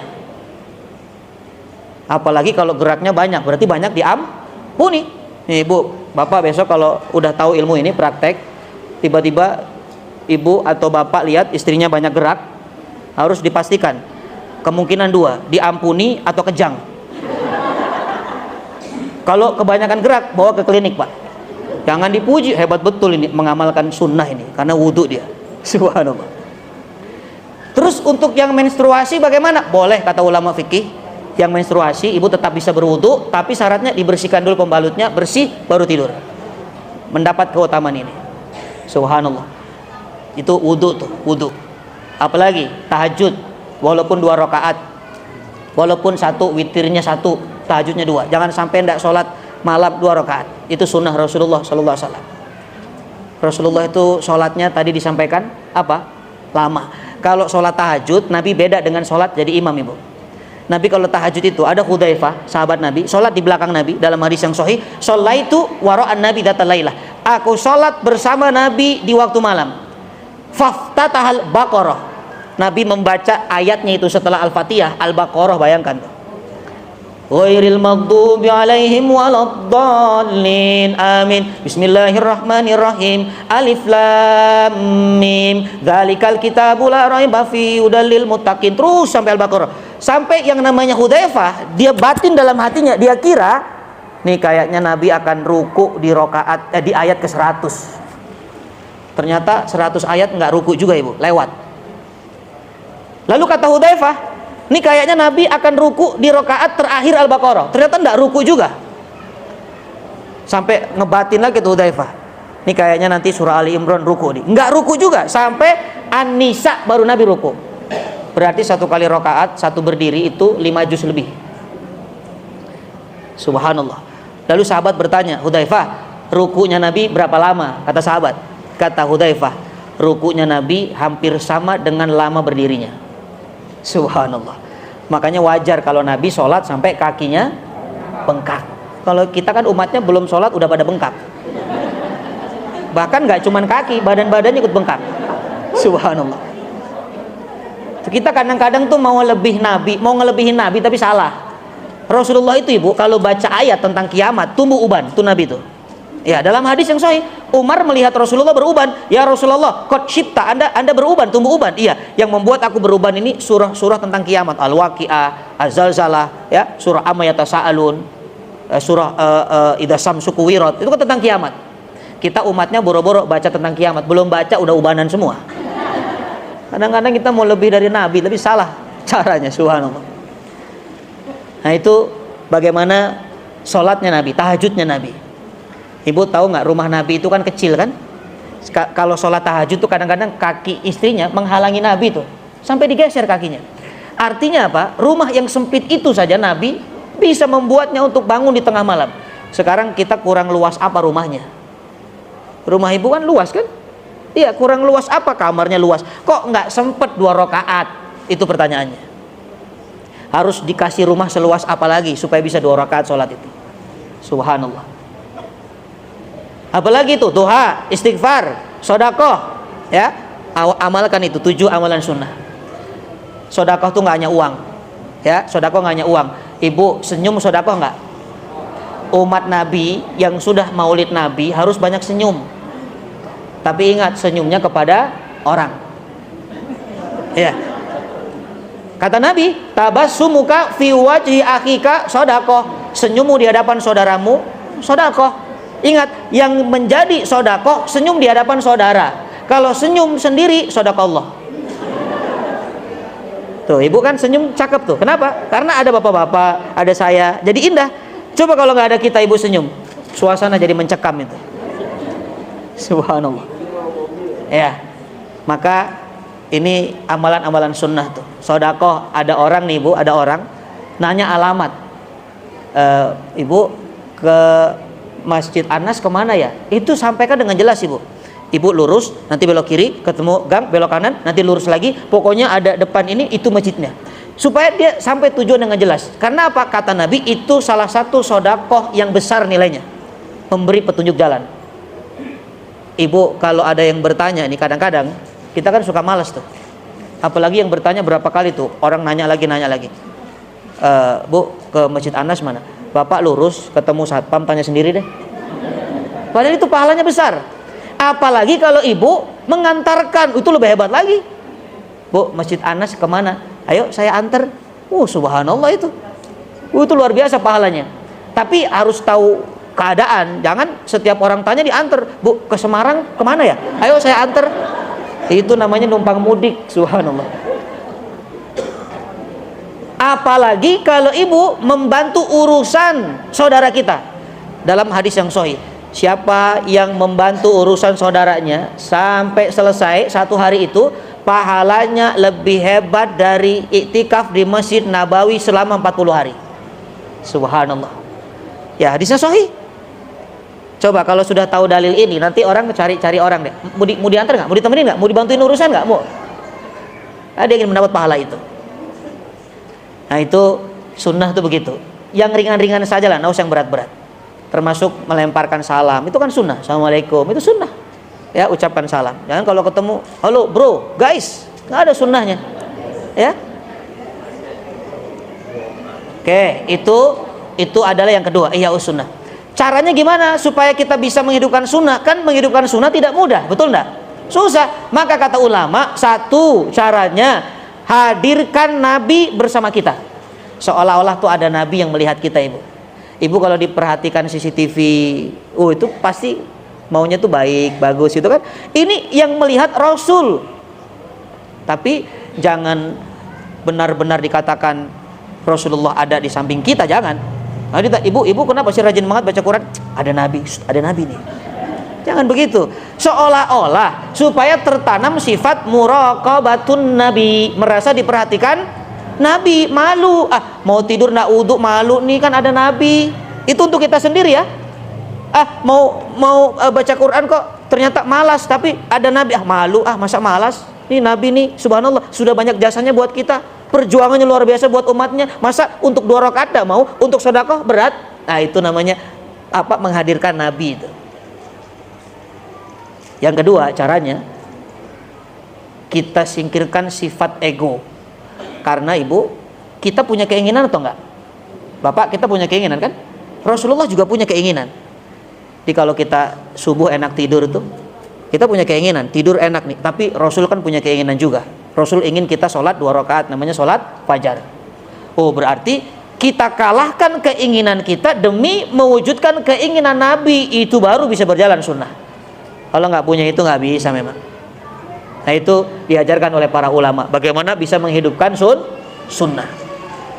Tapi yang sudah menghidupkan sunnah, jangan merasa si paling sunnah. Itu bahaya tuh. Karena dikit-dikit kita bentar-bentar, saya ahli sunnah nih, saya ngajinya sama ustadz sunnah, akhirnya dia nggak mau kalah. Ustadz saya wajib. Lebih hebat lagi, kamu baru sunnah, ustadz saya wajib. Subhanallah. Sampai dia apa? Dia bikin grup, nama grupnya Bebenah, ya, benar-benar sunnah katanya. Ya, kerjaannya beresin kasur, beresin dapur, karena bebenah itu tadi. Subhanallah. Makanya jangan merasa si paling sunnah, ya. Sunnah sesungguhnya adalah ketika dia mengikuti sunnah Nabi tanpa menjatuhkan, tanpa merendahkan orang yang belum mengikuti sunnah. Kalau merendahkan itu namanya kesombongan, sifat iblis, merasa lebih hebat, lebih baik dari orang lain. Hilang tuh sunnahnya. Itu bukan menghidupkan, tapi menyombongkan dengan kesunahan, ya. Itu yang kedua. Yang ketiga, saya ingin menumbuhkan rasa cinta kepada Nabi. Caranya bagaimana? Yang ketiga, perbanyak sholawat. Perbanyak sholawat tuh. Salatullah, salamullah ala Toha Rasulillah. Salatullah, salamullah ala Yasin Habibillah. Salatullah, salamullah ala Toha Rasulillah. Salatullah, salamullah ala Yasin Habibillah. Satu kali lagi. Salatullah, salamullah ala Toha Rasulillah. Salatullah, salamullah ala Yasin Habibillah. Allahumma salli wa sallim wa barik alaih. Subhanallah. Adem kalau salawat tuh. Ibu tahu enggak, salawat itu salah satu tiket ke surga. Saya punya cerita ini, Bu. Ada guru kami pulang tausiah, dapat amplop warna coklat tapi besar, disimpan di rumah, nggak dibuka itu. 2 minggu kemudian baru dibuka oleh anak-anaknya tuh. Ternyata ketika dibuka ada wajah penyesalan dalam wajah anak-anaknya. Kenapa? Karena begitu dibuka isinya tiket konser Maher Zain gratis. Saat itu Maher Zain sedang viral kan? Ya, tiket konser Maher Zain. Sekarang yang lagi viral kan makan gratis. Viral keracunan maksudnya, ya. Subhanallah. Mudah-mudahan Allah perbaiki, Allah mudahkan sistem ini, ya. Amin ya rabbal alamin. Itu wajah penyesalan anaknya luar biasa, Ibu Bapak. Dia panggil bapaknya, Abi, ini tiket konser Maher Zain, kenapa nggak bilang? Anaknya idola dengan Maher Zain. Coba, Ibu bisa kebayang nggak? Kehilangan tiket konser Maher Zain saja itu penyesalnya luar biasa. Apalagi kehilangan tiket surga. Sholawat itu. Makanya biasakan sholawat. Kadang-kadang ada ibu lagi gendong anak, lagi nyapu, lagunya nggak karu-karuan, nggak jelas. Gendong anak, cikini, aku gondang dia, mamah gegini, gara-gara bapaknya dia. Bisa begitu tuh. Dia anaknya bingung, mama kenapa ya? Subhanallah. coba ganti dengan sholawat, itu akan sampai ke telinga anak. Oh, kenal nabinya, tenang hatinya. Ibu lagi masak tuh, goreng ikan, goreng tempe, sambil sholawat, sholatullah, salamullah, apapun lah sholawatnya, terserah. Itu kalau tempenya gosong, suaminya enggak berani protes. Suaminya coba berani protes, mama ini kenapa gosong? Shh, tempe sholawat. Subhanallah, berani protes. Makanya ini lisan kita itu kadang-kadang sholawat saja berat, padahal Allah saja bersolawat. Coba, satu-satunya amal soleh yang Allah perintahkan dan Allah melakukan hanya sholawat. Allah nyuruh kita sholat, Allah enggak sholat. Allah nyuruh kita haji, Allah enggak pergi haji. Allah nyuruh kita zakat, Allah enggak bayar zakat. Tapi Allah suruh kita sholawat, Allah bersolawat. Mana dalilnya? Innallaha wa malaikatahu yusalluna 'alan nabi ya ayyuhalladzina amanu sallu 'alaihi wa sallimu taslima. Tuh, sesungguhnya Allah dan para malaikat bersolawat. Bahkan fi'lulnya mudhari, Ibu. Ini ngerti bahasa Arab? Yusallun itu mudhari namanya. Mudhari itu sedang berjalan sekarang, berarti Allah itu kalau ditanya sekarang Allah lagi ngapain? Lagi sholawat. Jadi Allah tidak berhenti sholawat. Terus kita untuk sholawat saja rasanya berat, makanya biasakan tuh minimal 100 kali kalau tidak bisa, ya, atau tidak bisa 10 kali lah minimal. Kalau nggak bisa 3 kali lah minimal.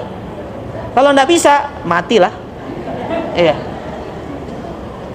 Tuh, perbanyak sholawat kepada Nabi. Sholawatnya bagaimana? Sholawat yang paling lengkap itu dicontohkan oleh Muhammad Al-Fatih, penakluk Konstantinopel. Sholawatnya beliau digambarkan oleh para mu'arikh, ahli sejarah, Allahumma sholli wa sallim ala Sayyidina Muhammad. Ada kata-kata wasallim karena perintah Quran, ya ayyuhalladzina amanu shollu alaihi wa sallimu. Kadang-kadang kita lupa tuh, kita Allahumma sholli ala Sayyidina Muhammad, tapi lengkapkan Allahumma sholli wa sallim ala Sayyidina Muhammad. Itu sholawat yang lengkap, ya. Jadi itu poin yang ketiga. Ibu ingin menumbuhkan rasa cinta, perbanyak sholawat, nanti Allah memberikan keberkahan rasa cinta dalam hati kita kepada Nabi SAW. Yang keempat, bagaimana caranya menumbuhkan cinta kepada Nabi? Cintai apa yang dicintai Nabi, benci apa yang dibenci Nabi. Itu rumusnya. Ibu, kalau ibu cinta kepada suami, jangan pernah melakukan hal yang dibenci suami, betul enggak? Kalau coba-coba melakukan apa yang suami benci, berarti itu enggak cinta namanya. Suami juga begitu. Kalau suami cinta kepada istri, jangan melakukan hal yang istri benci. Apa contohnya? Naruh anduk di atas kasur. Ibu benci enggak? Ada suami naruh anduk di atas kasur, benci atau enggak? Subhanallah. Oh, ada yang biasa aja, ya, karena sudah saking biasanya. Ya, yang lebih parah lagi, naruh anduk di atas kasur, kasurnya tetangganya janda, astagfirullah.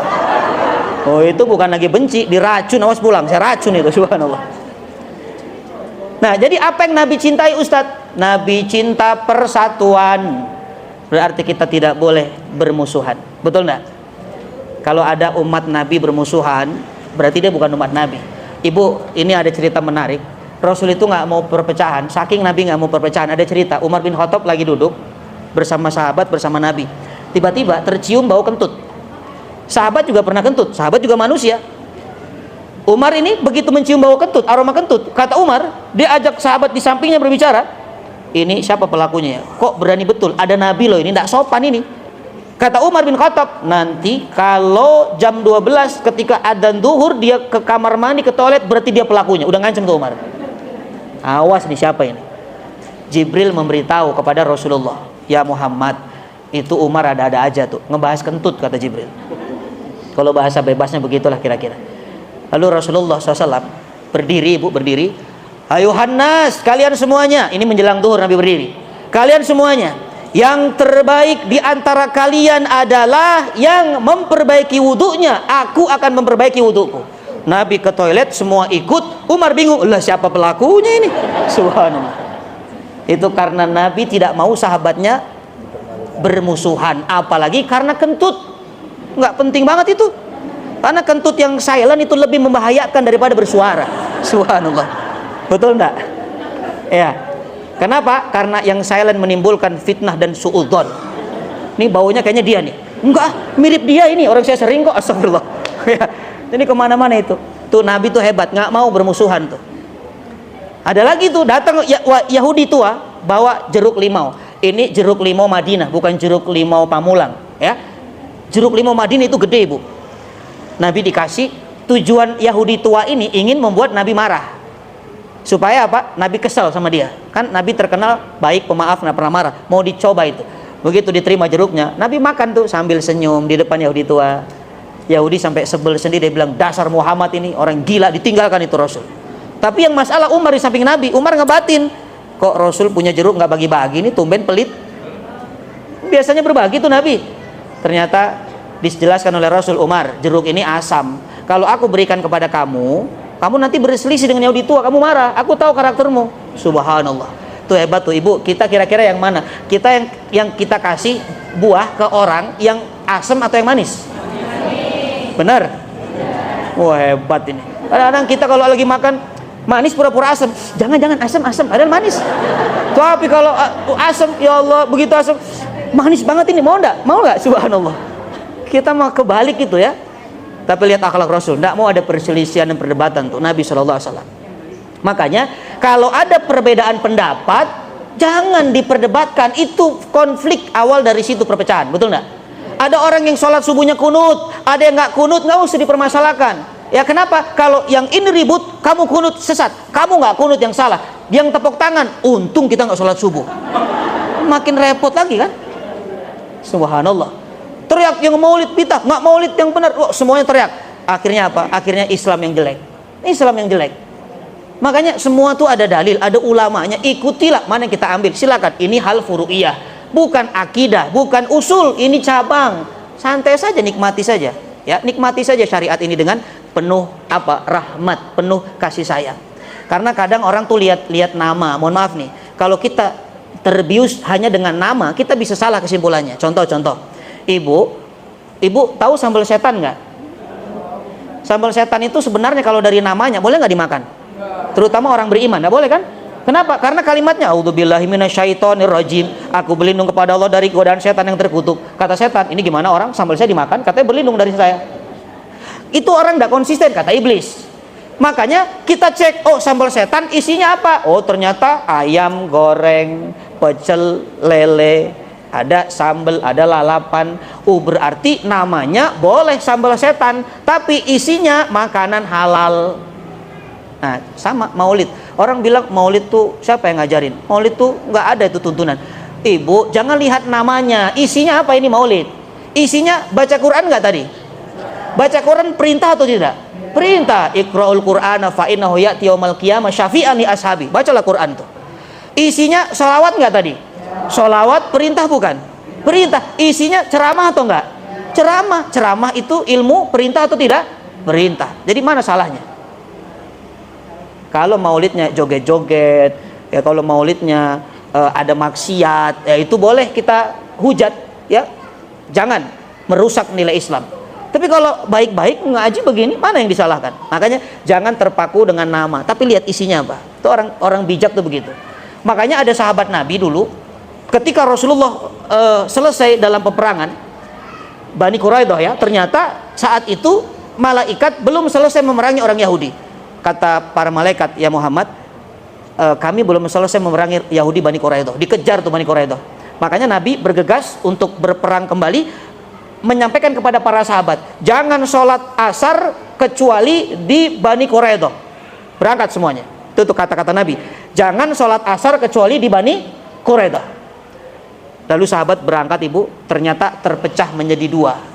Ada yang sholatnya di perjalanan ketika sudah masuk waktu asar, ada yang sholatnya di Bani Quraidah. Berbeda nggak itu? Padahal perintah Nabi apa? La yusalliyanna ahadukum illa bi Bani Quraidah. Jangan sholat di antara kalian sholat asar kecuali di Bani Quraidah. Tapi lihat endingnya. Begitu sampai ke Bani Quraidah, semuanya menghadap kepada Rasul, saling mengadukan. Karena nggak sesuai ini. yang sholat di Bani Quraidah ngadu kepada Rasul, ya Rasul, ada sahabatmu yang sholatnya di perjalanan, padahal kata Rasul, kata engkau ya Rasul, sholatnya di Bani Quraidah. Tapi lihat kata Nabi, Nabi senyum. Nabi hanya mengatakan, jelaskan kenapa kamu sholat di perjalanan. Kata sahabat ini, ya Rasulullah, bukankah sholat tepat waktu itu juga perintahmu? Iya. Ya Rasulullah, kami mengambil kesimpulan engkau mengatakan jangan sholat asar kecuali di Bani Quraidah, supaya kami cepat berjalan, jangan mampir-mampir, sehingga asar masih sempat sholat di Bani Quraidah. Itu pemahaman yang pertama. Oh, kata Rasulullah, baik kalau begitu. Lalu ditanya sahabat yang kedua, kamu kenapa sholatnya di Bani Quraidah? Yang sholat di Bani Quraidah sudah waktu Isya saat itu, berarti sholat asarnya dijamak di waktu Isya. Lalu kata para sahabat yang ini, ya Rasul, kan saya ikut Rasul, kata engkau tadi jangan sholat ke asar kecuali di Bani Quraidah. Ya kami sampai Bani Quraidah Isya baru kami sholat asar. Nah, Nabi tidak menyalahkan dua-duanya. Nabi menghargai pemahaman mereka, dan kesimpulannya lihat ibu bapak, ini penting, setiap perbedaan tidak pernah sempurna. Coba kita lihat, yang sholat asarnya di perjalanan, dia mendapatkan sholat tepat waktu tapi tidak mendapatkan Bani Quraidah.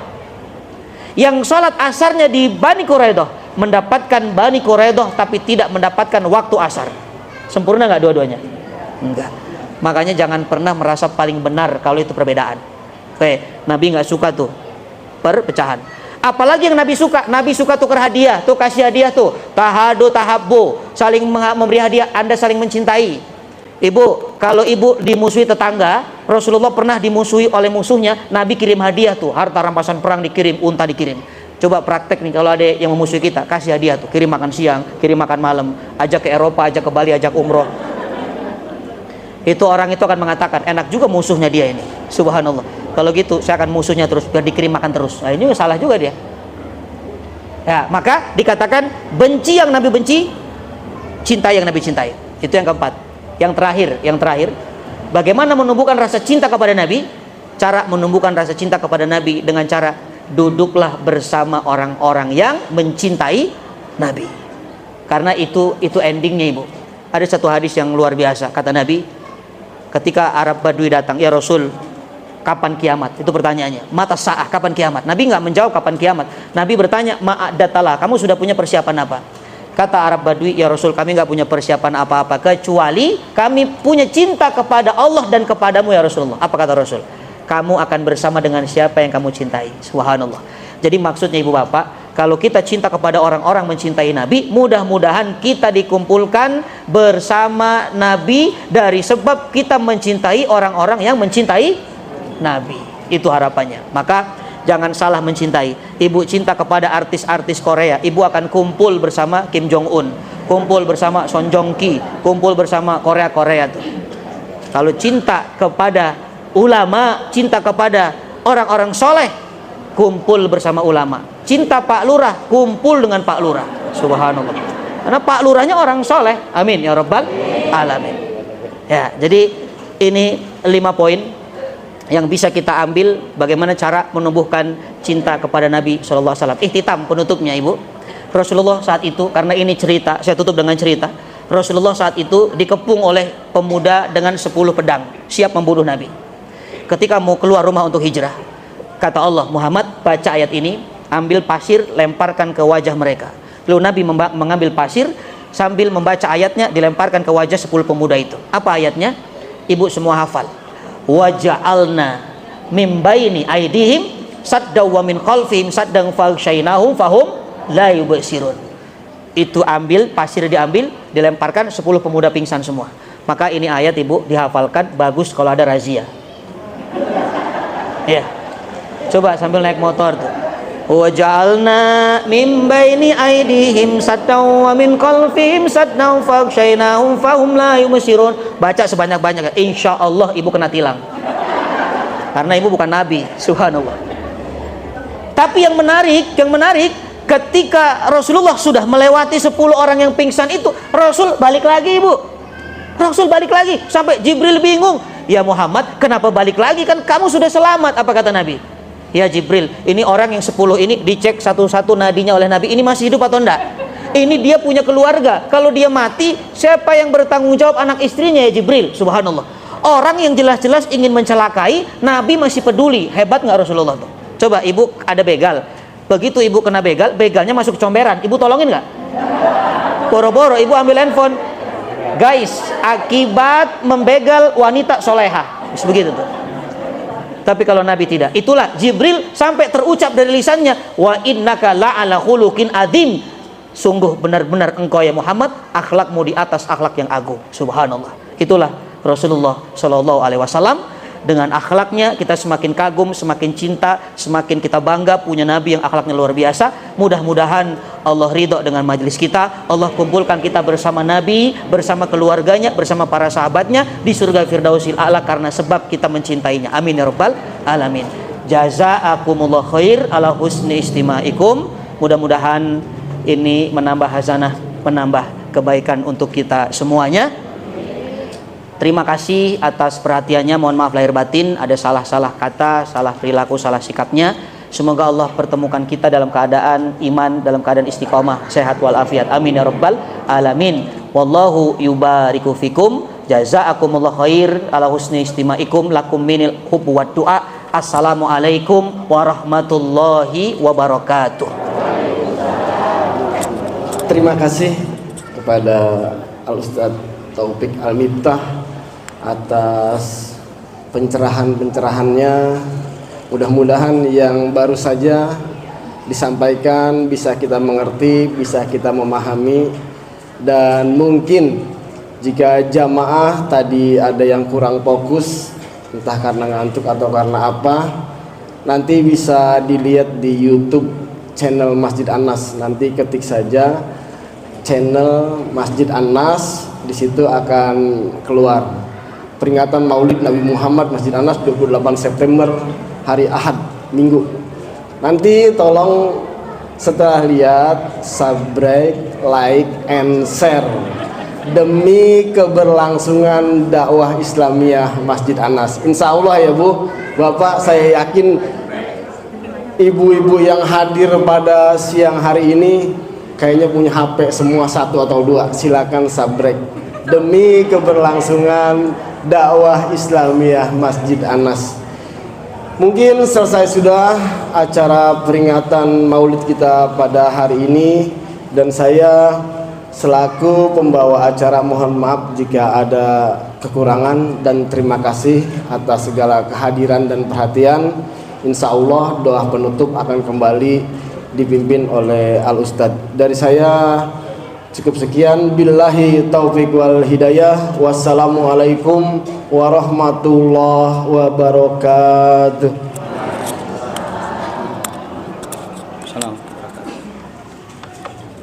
Astaghfirullahaladzim. Astaghfirullahaladzim. Astaghfirullahaladzim. Na'udzubillahi minasyaitonir rajim. Bismillahirrahmanirrahim. Alhamdulillahirabbil alamin. Hamdan syakirin, hamdan yuafi ni'amahu wa yukafi mazidah. Ya Rabbana lakal hamdu wa lakal syukru wa lakal ridha kama yanbaghi li jalali wajhikal karim wa adhimi sultani. Allahumma salli ala sayyidina Muhammadin wa ala ali sayyidina Muhammad. Allahumma ighfir lana dhunubana wa dhunuba walidina warhamna warhamhum kama rabbawna shigara. Allahumma arinal haqqa haqqa warzuqna ittiba'ah wa arinal batila batila warzuqna ijtinabah. Rabbana dhalamna anfusana wa illam taghfir lana wa tarhamna lanakunanna minal khasirin. Allahumma sahil umurana wa umura walidina wa umura auladana wa umura asatidatina wa umura ulamaina wa umura umaraina wa umura jami'il muslimina wal muslimat fi kulli makanin wa fi kulli zaman. Allahumma ansur ikhwanana al muslimina fi Filistin. Allahumma ansur ikhwanana al-muslimin wal mujahidin fi Filistin. Allahumma ansur ikhwanana al-muslimin wal mujahidin wal mustada'afin fi Filistin wa fi kulli makanin wa fi kulli zaman. Allahumma ahlikil kafara wal musyrikin. Allahumma ahlikil kafara wal musyrikin. Allahumma ahlikil kafara wal musyrikin. Allahumma adfa'na al-bala wal waba wal fahsya'i wal munkar wa syuyuful mukhtalifatu wa syada'id wal mihan ma dhahara minha wa ma batan fi biladina hadha khassah wa min buldanil muslimin ammah birahmatika ya arhamar rahimin. Allahumma tsabbit qulubana ala ta'atika. Allahumma tsabbit qulubana ala mahabbatika wa mahabbatin nabiyyika wa mahabbatin nabiyyina Muhammadin sallallahu alaihi wasallam. Rabbana atina min ladunka rahmatan wa hayyi' lana min amrina rasyada. Allahumma ja'al akhira kalamina fid dunya inda intihai ajalina. La ilaha illallah Muhammadur Rasulullah. Rabbana atina fid dunya hasanah wa fil akhirati hasanatan wa qina adzabannar wa adkhilnal jannata ma'al abrar ya aziz ya ghaffar ya rabbal alamin bifadlika subhana rabbika rabbil izzati amma yasifun wa salamun alal mursalin walhamdulillahi rabbil alamin.